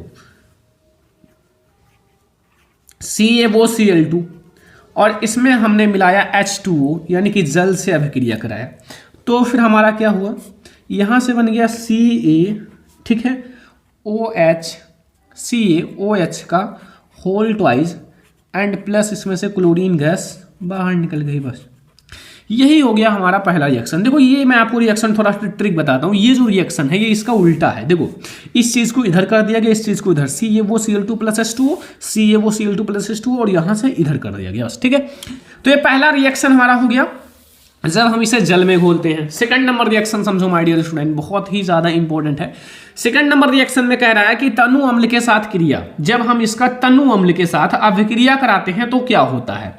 तो बहुत आसान है। जब हम लोग इसका तनु अम्ल के साथ यानी कि CaOCl2 का हम H2SO4 यानी कि हमारा तनु अम्ल है, ठीक है, तनु अम्ल के साथ अभिक्रिया कराएं तो H2SO4 के साथ अभिक्रिया कराएंगे तो हमारा यहाँ क्या बनेगा? ध्यान से समझो, यहाँ बनेगा हमारा Ca, यहाँ से आ जाएगा, यहाँ से SO4 आ जाएगा, CaSO4 प्लस H2O और प्लस हमारा क्लोरीन गैस तो रहेगा ही, बाहर निकलेगा।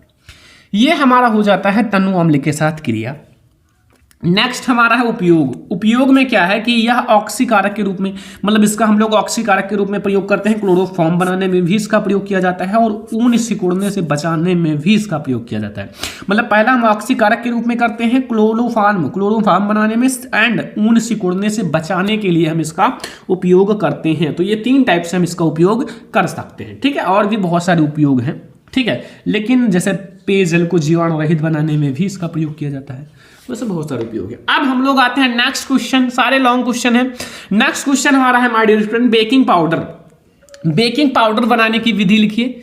जो हमारा बेकिंग पाउडर होता है ना, उसको बनाने की विधि लिखना है, साथ में आपको उसके भौतिक गुण, रासायनिक गुण सब कुछ लिखना है, उपयोग भी लिखना है। तो उपयोग आप लोग लिख लेना, कुछ है नहीं, बहुत आसान है। प्रयोगशाला में अभिकर्मक के रूप में इसका प्रयोग कर सकते हो, और भी खाना बनाने में भी इसका प्रयोग किया जाता है, ठीक है, बहुत सारे लिख सकते हो। देखो, सबसे पहले हम लोग ये समझते हैं कि बेकिंग पाउडर का जो रासायनिक नाम होता है वो सोडियम बाइकार्बोनेट तथा NaSCO3 इसका जो अणुसूत्र होता है। देखो, सोडियम का हो गया Na, ठीक है, बाई का H हो गया, और कार्बोनेट का CO3 हो गया, NaHCO3 जो होगा ये इसका क्या होगा, इसका रासायनिक नाम होगा। बनाने की विधि कुछ भी नहीं है, यह सांद्र सांद्र सोडियम हाइड्रोक्साइड यह सोडियम हाइड्रोक्साइड, ठीक है, कि सांद्र विलयन में अधिक मात्रा में कार्बन डाइऑक्साइड गैस प्रवाहित करने पर प्राप्त होता है। जैसे हम लोग जब सोडियम हाइड्रोक्साइड लेंगे NaOH और इसमें हम लोग अधिक मात्रा में CO2 प्रवाहित करेंगे, ठीक है, तो हमें क्या मिलेगा, बेकिंग पाउडर। अब कैसे बनाओगे, देखो पहले हम लोग लेंगे NaOH, इसमें हमने CO2 प्रवाहित किया, कार्बन डाइऑक्साइड गैस, तो हमें यहां से Na2 यहां से मिल जाएगा, CO3 भी मिल जाएगा, प्लस H2O बाहर निकल जाएगा। अभी हमें ये पूरा नहीं मिला, हमें NaH यानी कि हमें सोडियम कार्बोनेट मिला है, ना कि सोडियम बाइकार्बोनेट। तो एक बार और इसको हम लोग कार्बन से रिएक्शन कराते हैं कार्बन डाइऑक्साइड से। देखो तो हम एक बार और जब कराएंगे तो ये हमारा है Na2CO3 प्लस H2O और फिर हम लोग इसका रिएक्शन कराते हैं CO2 के साथ, तो हमें क्या मिलेगा, पूरा का पूरा हमें 2NaHCO3 मिल जाएगा, सोडियम बाइकार्बोनेट। यही हमारा है सोडियम बाइकार्बोनेट, क्या है, या फिर बेकिंग सोडा, कुछ भी कह सकते हो, सोडियम बाइकार्बोनेट, ठीक है, यही है। तो ये हमारा हो गया, बन गया, ठीक है। अब भौतिक गुण समझ लो। देखो भौतिक गुण में क्या है कि पहला, यह सफेद रंग का क्रिस्टलीय मतलब सफेद रंग का होता है तथा यह जल में अल्पविलीय होता है, बिल्कुल अच्छी तरह से नहीं घुलता है, ठीक है। और इसका जलीय विलयन अम्लीय होता है। किस रंग का होता है, इसका जलीय विलयन जो होता है वो अम्लीय होता है, ठीक है। तो ये दो हमारे भौतिक गुण हैं। अब हम लोग समझते हैं रासायनिक गुण। रासायनिक गुण समझो, पहला, इसको गर्म करने पर सोडियम कार्बोनेट में टूट जाता है तथा CO2 गैस बाहर निकलता है जब हम इसे गर्म करते हैं। तो देखो हमारा 2NaHCO3 को जब हम लोग गर्म करते हैं, क्या करते हैं, गर्म, डेल्टा का चिन्ह बना दो, गर्म करते हैं तो हमारा Na2CO3 यानी कि सोडियम कार्बोनेट बन जाता है, प्लस वाटर H2O और प्लस CO2 गैस हमारा बाहर निकल जाता है, बस हो गया, गर्म कर दिया। दूसरा, तनु अम्ल के साथ अभिक्रिया। इसका जब तनु अम्ल के साथ अभिक्रिया कराओगे यानी कि NaHCO3 का आप HCl के साथ अभिक्रिया कराओगे तनु अम्ल के साथ, ठीक है। तो यहां हमारा भैया सबसे पहले तो लवण बनेगा, NaCl बन जाएगा, प्लस वाटर बाहर निकल जाएगा, प्लस कार्बन डाइऑक्साइड गैस हमारा उड़ जाएगा, ठीक है। तो ये हमारा हो गया पूरा रिएक्शन। अब आप उपयोग लिख सकते हो, लाइकेज हम इसका प्रयोगशाला में अभिकर्मक के रूप में प्रयोग करते हैं, खाना बनाने में भी इसका प्रयोग किया जाता है और बहुत कुछ, ठीक है। तो ये हमारा हो गया माय डियर स्टूडेंट, भौतिक गुण, रासायनिक गुण, उपयोग, सब कुछ। अब हमारा नेक्स्ट क्वेश्चन नंबर 3 बहुत ही इंपॉर्टेंट है, मतलब मैं वो वही क्वेश्चन बताऊंगा जो मतलब बिल्कुल इंपॉर्टेंट है, आपके बोर्ड एग्जाम में बिल्कुल धुआं उड़ा देगा ये सारे क्वेश्चन। देखो इसमें क्या पूछ रहा है, ध्यान से समझो। विद्युत रासायनिक श्रेणी क्या है, जो हमारा विद्युत रासायनिक श्रेणी है, ठीक है, इलेक्ट्रोकेमिकल सीरीज विद्युत रासायनिक श्रेणी, तथा उनके दो अनुप्रयोग भी बताने हैं। तो देखो धातुओं की सक्रियता श्रेणी या फिर देखो सक्रियता श्रेणी या विद्युत रासायनिक श्रेणी दोनों एक ही है, याद रखना। तो धातुओं की सक्रियता श्रेणी या फिर विद्युत रासायनिक श्रेणी वह सूची है जिसमें धातुओं की क्रियाशीलता के अवरोही क्रम में व्यवस्थित किया जाता है। किस क्रम में, अवरोही। इसको हम जैसे धातुओं की क्रियाशीलता देखते हैं, कौन सी कितना क्रियाशील है, उसको हम अवरोही क्रम में व्यवस्थित कर देते हैं। विस्थापन के प्रयोगों के बाद निम्न श्रेणी को विकसित किया गया है, जैसे सक्रियता श्रेणी कहते हैं। देखो सक्रियता श्रेणी हमारा ये है, जैसे हम लोग सबसे ऊपर क्या रखेंगे, सबसे अधिक क्रियाशील, क्योंकि हमारा अवरोही क्रम में है। जैसे नीचे जाओगे कम कम कम कम क्रियाशील आपको मिलता जाएगा, सबसे नीचे सबसे कम अभिक्रियाशील आपको धातु मिलेगा या तत्व मिलेगा। तो सबसे पहले हम देख लेते हैं, बहुत ही इंपॉर्टेंट है। देखो सक्रियता श्रेणी, देखो सबसे पहले हमने लिया के यानी कि potassium, Na sodium, Ca calcium, Mg magnesium, Al aluminium, Zn zinc, Fe ferrous iron या फेरस, Fb लेड, H से हाइड्रोजन, Cu से कॉपर, Hg से mercury, Ag silver and Au gold. अब ध्यान से समझो, यहां में देखो सबसे ऊपर क्या है, ये सबसे ज्यादा अभिक्रियाशील है, जैसे Na से ज्यादा K है, Ca से ज्यादा Na K है, मतलब जैसे अब ऊपर वाला ज्यादा अभिक्रियाशील है, जैसा आप नीचे आते जाओगे घटती अभिक्रियाशीलता मिलेगी। सबसे नीचे आपको देखो हाइड्रोजन के नीचे हमें Cu, Hg Ag, Au, ये 4 चीजें मिलेंगी जो हाइड्रोजन से कम अभिक्रियाशील है। अब ये 4 जो है ना, ये अम्ल में से हाइड्रोजन विस्थापित नहीं कर पाएंगे, ठीक है। ये चारों जो हैं अम्ल में से हाइड्रोजन इसलिए नहीं विस्थापित कर पाएंगे क्योंकि ये H से नीचे हैं। H से नीचे का मतलब क्या है जानते हो? H से नीचे का मतलब है कि ये क्या है, गरीब है, ठीक है। और H जो है वो उनसे अमीर है। तो H क्या है, अम्ल। अम्ल में से देखो, अम्ल नहीं हाइड्रोजन है, बट H अम्ल होता है ना, अम्ल में से हाइड्रोजन विस्थापित, ये सारे नहीं कर पाएंगे क्योंकि H से नीचे है, ठीक है। इनका अनुप्रयोग भी समझ लेते हैं। 2 अनुप्रयोग बहुत ही ज्यादा अच्छा है। देखो, पहला, विद्युत रासायनिक श्रेणी की सहायता से धातुओं की अभिक्रियाशीलता की तुलना की जा सकती है। ये तो कर ही सकते हो। जैसे आपका विद्युत रासायनिक श्रेणी में हमारा K है, Na है एंड Hg है। इसमें बताओ सबसे ज्यादा अभिक्रियाशील कौन सा है? कौन सा है? K है ना। सबसे कम अभिक्रियाशील कौन सा है? Hg है, ठीक है। तो ऐसे आप क्रियाशीलता की तुलना कर सकते हो। सेकेंड, विद्युत रासायनिक श्रेणी की सहायता से विभिन्न धातुओं द्वारा अम्ल में से हाइड्रोजन विस्थापित कर पाने की क्षमता की जानकारी होती है। हमें यह पता चल जाता है कि यह अम्ल में से हाइड्रोजन विस्थापित करेगा या नहीं करेगा, ठीक है। तो ये भी हमारा क्वेश्चन कंप्लीट हो गया। अब हम लोग देखते हैं next question, 4 number question. 4 number question देखो, इसमें क्या पूछ रहा है कि एस्टरीकरण से आप क्या समझते हो? जो एस्टरीकरण होता है उससे आप क्या समझते हो? उदाहरण भी आपको लिखना है, जल अपघटन का समीकरण भी देना है, उपयोग भी लिखना है। इसीलिए ये लॉन्ग क्वेश्चन है। ऐसे आपका लॉन्ग क्वेश्चन नहीं है, बहुत इंपॉर्टेंट भी है, लॉन्ग भी है, तो ध्यान से समझो। सबसे पहले देखो, जिस प्रकार अम्ल और क्षार, जैसे एसिड है और बेस है, यानी कि अम्ल और क्षार पारस्परिक अभिक्रिया करके लवण तथा जल बनते हैं। जैसे जिस प्रकार हमारा अम्ल जो है और क्षार जो है वो अभिक्रिया करके लवण तथा जल बनाते हैं, ठीक उसी प्रकार अम्ल तथा अल्कोहल की अभिक्रिया से एस्टर तथा जल बनता है। तो जैसे हम लोग एसिड और अल्कोहल यानी कि अम्ल और अल्कोहल की अभिक्रिया कराएंगे तो एस्टर तथा जल बनेगा, और इस अभिक्रिया को एस्टरीकरण कहते हैं। क्या कहते हैं? एस्टरीकरण। उदाहरण के लिए देखो, CH3COOH, ये हमारा क्या है? ये अम्ल है, एसिटिक अम्ल, ठीक है। और अब हम लोग इसका अल्कोहल से अभिक्रिया कराएंगे, C2H5OH, एथिल अल्कोहल से हम लोगों ने रिएक्शन कराया, तो हमारा क्या बने?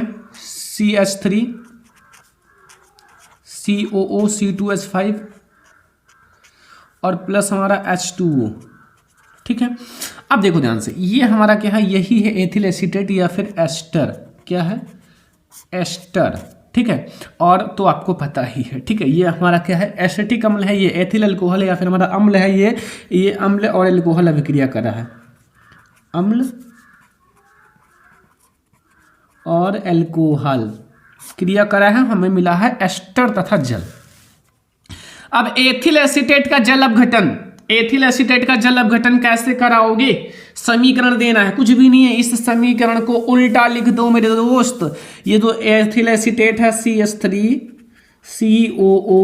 C2H5, इसका आप H2O से रिएक्शन करा दो, जल अपघटन हो जाएगा। इसको इधर कर दो, इसको इधर कर दो, CH3COOH और प्लस ये हमारा C2H5OH, ये हमारा उल्टा हो गया है, बस हो गया हमारा समीकरण, ठीक है। ये भी आपको समझ में आ गया। अब उपयोग समझ लो। प्रयोगशाला में अभिकर्मक के रूप में हम इसका प्रयोग करते हैं, और कृत्रिम सिरका बनाने में भी हम लोग इसका उपयोग करते हैं, ठीक है। तो ये भी क्वेश्चन आपको बहुत ही अच्छे से समझ में आ गया होगा, इसमें कोई कंफ्यूजन नहीं होगा, ठीक है। चलो नेक्स्ट क्वेश्चन में हम लोग समझेंगे एक प्यारा सा छोटा सा टॉपिक जिसका नाम है क्या? वर्ण विक्षेपण। क्या है? वर्ण विक्षेपण, ठीक है। बायोलॉजी के कुछ लॉन्ग क्वेश्चंस हम लोग नेक्स्ट वीडियो में कराएंगे, क्योंकि इसमें हमें लग रहा है कि फिजिक्स का है और शायद केमिस्ट्री का है, ठीक है। बायोलॉजी का नहीं है शायद, ठीक है। तो कोई दिक्कत नहीं, वैसे भी हमारे पास बहुत सारे क्वेश्चंस हैं, तो इतने क्वेश्चंस बहुत है। बायोलॉजी में आपका जैसे पाचन तंत्र है, आनुवंशिकता के नियम है, ये दोनों बहुत ज़्यादा इंपॉर्टेंट है, तो वो मैं करा दूंगा, टेंशन मत लेना, ठीक है। तो अब हम लोग एक टॉपिक समझते हैं जिसका नाम है क्या? वर्ण विक्षेपण। ये हमारा शायद मानव नेत्र चैप्टर से है, हाँ, मानव नेत्र से। वर्ण विक्षेपण कितने बच्चों को पता है? देखो, वर्ण विक्षेपण से क्या तात्पर्य है, उदाहरण देकर समझाइए। देखो, प्रकाश का वर्ण विक्षेपण का मतलब होता है जब सूर्य के प्रकाश की संकीर्ण प्रकाश पुंज को प्रिज्म के एक फलक पर डाला जाता है तो प्रिज्म के दूसरे पलट पर फलक से निर्गत प्रकाश की किरणें 7 रंगों में विभाजित हो जाती है तथा इससे पर्दे पर लेने पर 7 रंगों की एक पट्टी प्राप्त होती है। प्रकाश का इस प्रकार 7 रंगों में विभाजित होना प्रकाश का वर्ण विक्षेपण कहलाता है। वर्ण विक्षेपण का मतलब होता है ऐसे विभाजित हो गया ना 7 रंगों में। जैसे देखो, एक हमारा है प्रिज्म, हम बनाएंगे हैंड से क्योंकि हमारे पास स्केल यहां नहीं है, ठीक है, घर पर है। तो देखो यहां हमारा, अब ये हमारा क्या है ना, ऐसा प्रकाश की किरणें गई क्योंकि मैंने प्रकाश को गुजारा है, ठीक है। तो ये हमारा है सूर्य का प्रकाश या फिर प्रकाश कह सकते हो भाई। लाइन हम बहुत अच्छा बनाएंगे, डोंट वरी, पटरी से ज़्यादा हमारा हैंड ही काम करता है, ठीक है। ये प्रकाश है या सूर्य का प्रकाश लिख दो, कोई दिक्कत नहीं है, सूर्य का प्रकाश है, ठीक है। अब यहां क्या होता है, ये 7 रंगों में विभाजित हो जाती है। अब 7 रंगों में हम कैसे विभाजित करेंगे, ये भी एक चैलेंज ही है। देखो, सबसे पहले फर्स्ट हो गया, देखो पतला पतला बनाते हैं, ठीक है। सेकंड हो गया, थर्ड हो गया, 4 हो गया, 5 हो गया, 6 हो गया, 7 हो गया, बस हो गया। क्या इसमें क्या है भाई, है? तो ये हमारा विभाजित हो गया। अब देखो इसमें भी हम ऐसे ऐसे लाइन भाई ले चलेंगे, इसके लिए होता तो और अच्छा होता, लेकिन कोई दिक्कत नहीं। 1 2 3 हो गया, 4 हो गया, 5 हो गया, 6 हो गया, 7 हो गया, ठीक है। अब रंगों का नाम लिखना पड़ेगा, रंग का नाम लिखना थोड़ा सा जगह कम रहेगा, लेकिन चलो ठीक है। ये हमारा पहला कौन सा है, लाल। कौन सा रंग है, लाल है। दूसरा इंडिगो, इंडिगो का मतलब क्या होता है, नारंगी। दूसरा हमारा नारंगी है, चलो नारंगी हो गया। तीसरा पीला, ठीक है, कलर देख लेना, मैं लिख दे रहा हूं, पीला। ये हमारा हरा है, कौन सा है, हरा। फिर हमारा ये वाला नीला है। 5 कलर हो गए ना, 2 और है, जामुनी। और लास्ट में हमारा वैगनी है, कौन सा है, देखो 7 रंगों के नाम मैंने लिख दिए, 7 पट्टियां, ठीक है, वैगनी। अब देखो ये लाल ऊपर है और ये हमारा नीचे है और ये हमारा क्या है, प्रिज्म है, ठीक है। अब थोड़ा सा हम लोग समझेंगे, सारे रंग और प्रिज्म मैंने बना दिया है मस्त सा। देखो थोड़ा सा समझना कि श्वेत प्रकाश के विक्षेपण के दौरान प्राप्त 7 रंगों में क्रम जो इस प्रकार से है, नीचे से ऊपर की ओर वैगनी, जामुनी, नीला, हरा, पीला, नारंगी तथा लाल, ठीक है। हम लोगों ने नीचे से ऊपर के क्रम में गए हैं, नीचे से वैगनी, जामुनी, नीला, हरा, पीला, नारंगी, लाल, ठीक है। और इन रंगों के क्रम को याद रखने के लिए हम लोग याद रखेंगे एक शब्द VIVGYOR, विवजियोर, फिर विवगियोर, तो को याद रखें, जो इन रंगों के अंग्रेजी भाषा के शब्दों के पहले अक्षर से लिया गया, इससे आपको याद रहेगा, वी से और आई से। देखो वी से क्या होता है, वी से वायलेट, वायलेट का मतलब क्या होता है, वैगनी, ठीक है। आई से इंडिगो, इंडिगो का मतलब जामुनी। वी से ब्लू, ब्लू का मतलब नीला। जी से ग्रीन, ग्रीन का मतलब हरा। वाई से येलो, येलो का मतलब पीला। ओ से ऑरेंज, ऑरेंज का मतलब नारंगी। आर से रेड, रेड का मतलब लाल, के अंग्रेजी भाषा के पहले अक्षर से। देखो वैगनी प्रकाश का अपवर्तनांक विचलन सबसे अधिक है, लाल रंग का अपवर्तनांक सबसे कम होता है, इसी कारण वैगनी रंग का स्पेक्ट्रम सबसे नीचे तथा लाल रंग का स्पेक्ट्रम सबसे ऊपर होता है, ठीक है। ये सबसे नीचे है ये और ये सबसे ऊपर, बस हो गया, क्या है इसमें। तो ये भी आपको समझ में आ ही गया होगा। और हम लोग नेक्स्ट क्वेश्चन देखते हैं। एक हमारा बहुत ही ज़्यादा इंपॉर्टेंट क्वेश्चन आ चुका है आप लोगों के सामने, जो कि बहुत ही ज़्यादा इंपॉर्टेंट है। अगर आप लोगों को ना पता हो तो हम तो बताएंगे ही, टेंशन मत लेना। हम लोग समझने वाले हैं ओम का नियम, ओम्स लॉ, बहुत इंपॉर्टेंट है। देखो ओम का नियम बहुत ही इंपॉर्टेंट है। देखो मैं आपको समझाता हूं, ध्यान से समझना। ओम का नियम क्या है और इसके सत्यापन के लिए आवश्यक प्रयोगों का वर्णन कीजिए कितना आरेख खींचकर। मैं आपको सब कुछ समझाऊंगा। सबसे पहले हम लोग ओम का नियम समझते हैं। ओम का नियम, ओम के नियमानुसार जब भौतिक अवस्थाएं जैसे ताप, दाब आदि सामान्य रहे तो किसी चालक में प्रवाहित होने वाली धारा उनके सिरों के बीच विभवांतर के समानुपाती होता है। जैसे ओम का नियम क्या कह रहा है कि ओम के नियमानुसार जब भौतिक अवस्थाएं, जैसे हमारा ताप दाब क्या है, एक फिजिकल स्टेट है, यानी कि भौतिक अवस्था है, समान रहे तो किसी चालक में प्रवाहित होने वाली जो धारा है उनके सिरों के बीच विभवांतर के समानुपाती होता है। ठीक है, मैंने कहा कि जो विभवांतर है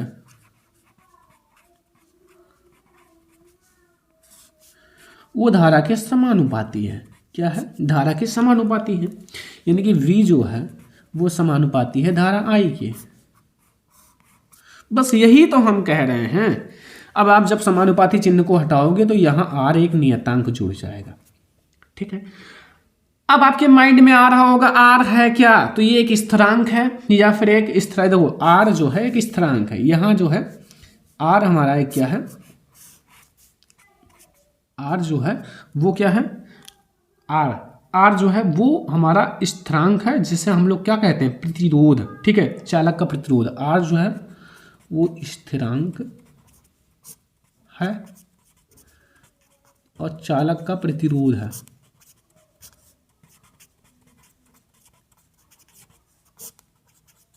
ठीक है, शॉर्ट में मैं आपको समझा रहा हूं, ज्यादा लॉन्ग नहीं समझा रहा हूं। ठीक है, अब यहां से R बराबर हम क्या लिख सकते हैं, V/I लिख सकते हैं ना। अब यहां से हम R का मात्रक निकाल सकते हैं। कैसे? देखो R यानी कि प्रतिरोध का मात्रक। देखो V का मतलब होता है विभवांतर, विभवांतर का मात्रक बटे में हमारा I का मतलब धारा का मात्रक। अब जो विभवांतर का मात्रक धारा का मात्रक होता है ना, विभवांतर का मात्रक वोल्ट होता है, धारा का मात्रक एम्पियर होता है, और ये जो दोनों बराबर होता है वो ओम के बराबर होता है। तो देखो इसका दो मात्रक है, देखो एक तो हमारा वोल्ट बटे एम्पियर, एक हमारा ओम, ये दोनों इसका मात्रक है। ठीक है, तो ये हो गया मात्रक, और ओम को हम इस सिंबल द्वारा डिनोट कर सकते हैं। ठीक है, तो ये हमारा हो गया पूरा ओम का नियम। अब हम लोग समझते हैं ओम के नियम का सत्यापन। तो माय डियर स्टूडेंट, अब हम लोग समझते हैं ओम के नियम का सत्यापन कैसे करेंगे। देखो इस प्रयोग के लिए आप एक बैटरी, अमीटर, कुंजी, धारा नियंत्रक, प्रतिरोध तथा वोल्ट मीटर चित्र A के अनुसार आपको लगाना है। ठीक है, देखो जैसा बताऊंगा वैसे लिखना, शॉर्ट में तो बहुत सारे लोग बताते हैं। ठीक है, प्रतिरोध में प्रवाहित धारा I अमीटर तथा प्रतिरोध के सिरों के बीच विभवांतर V वोल्ट मीटर द्वारा मापते हैं। देखो ये हमारा बैटरी है, ये धारा नियंत्रक है, ये कुंजी है, ये अमीटर है, प्रतिरोध है, ये वोल्ट मीटर है, और ये हमारा इस प्रकार से लगा है। ठीक है, इतना समझ में आया। साथ में ये हमारा A वाला चित्र है और ये V वाला अभी हम आपको नीचे समझाएंगे थोड़ा सा अच्छे से। देखो यहां क्या है कि बहुत ही ज्यादा इंपॉर्टेंट चीज है। देखो प्रयोग करने के लिए कुंजी K को, ठीक है, लगाकर धारा नियंत्रक की एक स्थिति के लिए प्रतिरोध में प्रवाहित जो हमारा धारा है तथा उनके सिरों के बीच विभवांतर वोल्ट मीटर द्वारा मापते हैं। इसी प्रकार धारा नियंत्रक द्वारा परिपथ में बहने वाली धारा बदलकर आमीटर तथा वोल्ट मीटर के पाठ पढ़ लेते हैं। जब विभवांतर को एक्स तथा धारा को वाई अक्ष पर ग्राफ खींचते हैं। देखो यहां हम लोग ग्राफ खींचे हैं, ये हमारा है एक्स अक्ष और ये हमारा है वाई अक्ष। एक्स अक्ष पर हमारा क्या है, ये हमारा जो है एक्स अक्ष पर विभवांतर है। क्या है? विभवांतर है। और धारा जो है वो हमारा वाई अक्ष पर है। क्या है? धारा हमारा वाई अक्ष पर है। ठीक है, एक ग्राफ खींचा, एक ग्राफ खींचते हैं। यदि यह सरल रेखा आता है जो चित्र V में चालक के सिरों के बीच जो हमारा विभवांतर तथा उसमें प्रवाहित धारा सरल रेखीय ग्राफ ओम के नियम का पालन करता है और चालक ओम के नियम का पालन करता है। देखो ये हमारा एक सरल रेखीय ग्राफ है। देखो ऐसे बिल्कुल सीधा लाइन है, बिल्कुल सीधा। स्केल की सहायता से जितना सीधा बना सकते हो उतना बना देना भैया, क्योंकि सीधा हमें मिला ही है। तो इसलिए ये हमारा ओम के नियम का पालन करता है, क्योंकि ये सरल रेखीय ग्राफ है और ये हमारा ओम के नियम का पालन करता है। बस कुछ भी नहीं है, बहुत आसान है। तो ये हमारा हो गया ओम के नियम का सत्यापन। अब हम लोग अगला मोस्ट इंपोर्टेंट लॉन्ग क्वेश्चन देखेंगे कि यदि कोई धारावाही चालक चुंबकीय क्षेत्र के फर्श समांतर हो, लंबवत हो, 60 डिग्री कोण बनाते हुए रखा जाए तो चालक पर लगने वाला बल। वेरी इंपॉर्टेंट क्वेश्चन है, ध्यान से समझना क्योंकि बहुत ही इंपॉर्टेंट है। देखो इसमें क्या है, यदि L लंबाई का धारावाही चालक जिसमें प्रवाहित धारा I वी चुंबकीय क्षेत्र में क्षेत्र से थीटा कोण पर रखा हो तो लगने वाला बल, तो इसमें जो लगने वाला बल का फार्मूला होगा वो F बराबर जो होगा वो क्या होगा, वो हमारा होगा IVL साइन थीटा। क्या होगा, F बराबर IVL साइन थीटा। अब हमें 3 केसेस लगाने भी हैं। देखो, पहला जब ये समांतर हो, दूसरा लंब हो, तीसरा 60 डिग्री। तो पहला, जब हमारा चालक वाह्य चुंबकीय क्षेत्र के समांतर, इस स्थिति में थीटा का मान 0 होगा, क्योंकि साइन थीटा का 0 होगा, अतः चालक पर लगने वाला बल भी हमारा साइन थीटा का न्यूनतम वैल्यू होगा। क्यों? क्योंकि यहाँ साइन थीटा की वैल्यू 0 है और 0 से जब इन सबका गुणा होगा ना तो वो हमारा 0 हो जाएगा, यानी कि 0 हो जाएगा। सेकंड नंबर देखो, चालक वाह्य चुंबकीय क्षेत्र के लंबवत हो, इस स्थिति में थीटा का कोण 90 डिग्री होने पर साइन थीटा का मान जो होगा 1 होगा और चालक पर लगने वाला बल F बराबर IVL साइन थीटा, F बराबर IVL 90 डिग्री एंड 90 डिग्री की वैल्यू 1 होती है। इस तरह से हमारा IVL हो जाएगा F बराबर IVL। नेक्स्ट हमारा है, देखो नेक्स्ट हमारा इसमें एक पूछ रहा है कि जब हमारा 60 डिग्री हो, देखो इस स्थिति में थीटा का वैल्यू 60 डिग्री होने पर साइन थीटा का जो वैल्यू होगा वो √3/2 होगा और F बराबर IVL साइन थीटा, F बराबर IVL 60 डिग्री और F बराबर IVL साइन 60 डिग्री की वैल्यू होती है √3/2 और यहाँ से हमें F की वैल्यू आएगी √3/2 IVL। ठीक है, ये हमारा हो गया 60 डिग्री पर। ठीक है, तो ये हमारा लॉन्ग क्वेश्चन है, मैंने आपको 7-8 लॉन्ग क्वेश्चन समझा दिया है और जो बचा है उसको हम लोग और भी नेक्स्ट वीडियो में समझते रहेंगे। लेकिन इसमें जितने भी लॉन्ग क्वेश्चंस बताए गए हैं वो आपके बोर्ड एग्जाम के लिए बिल्कुल इंपॉर्टेंट है। ठीक है, बिल्कुल इंपॉर्टेंट है। ओम का नियम भी बता दिया गया, प्रकाश का मंडल विक्षेपण, एस्टरीकरण, बेकिंग सोडा, धावन सोडा, सब कुछ मैंने इस वीडियो में बता दिया। आज का ये वीडियो आपको बहुत ज़्यादा पसंद आया होगा। पसंद आया हो ज़्यादा से ज़्यादा लाइक करना, शेयर करना, चैनल पर नया तो सब्सक्राइब भी कर लेना। हम लोग मिलेंगे नेक्स्ट इंपॉर्टेंट वीडियो में, तब तक के लिए थैंक यू।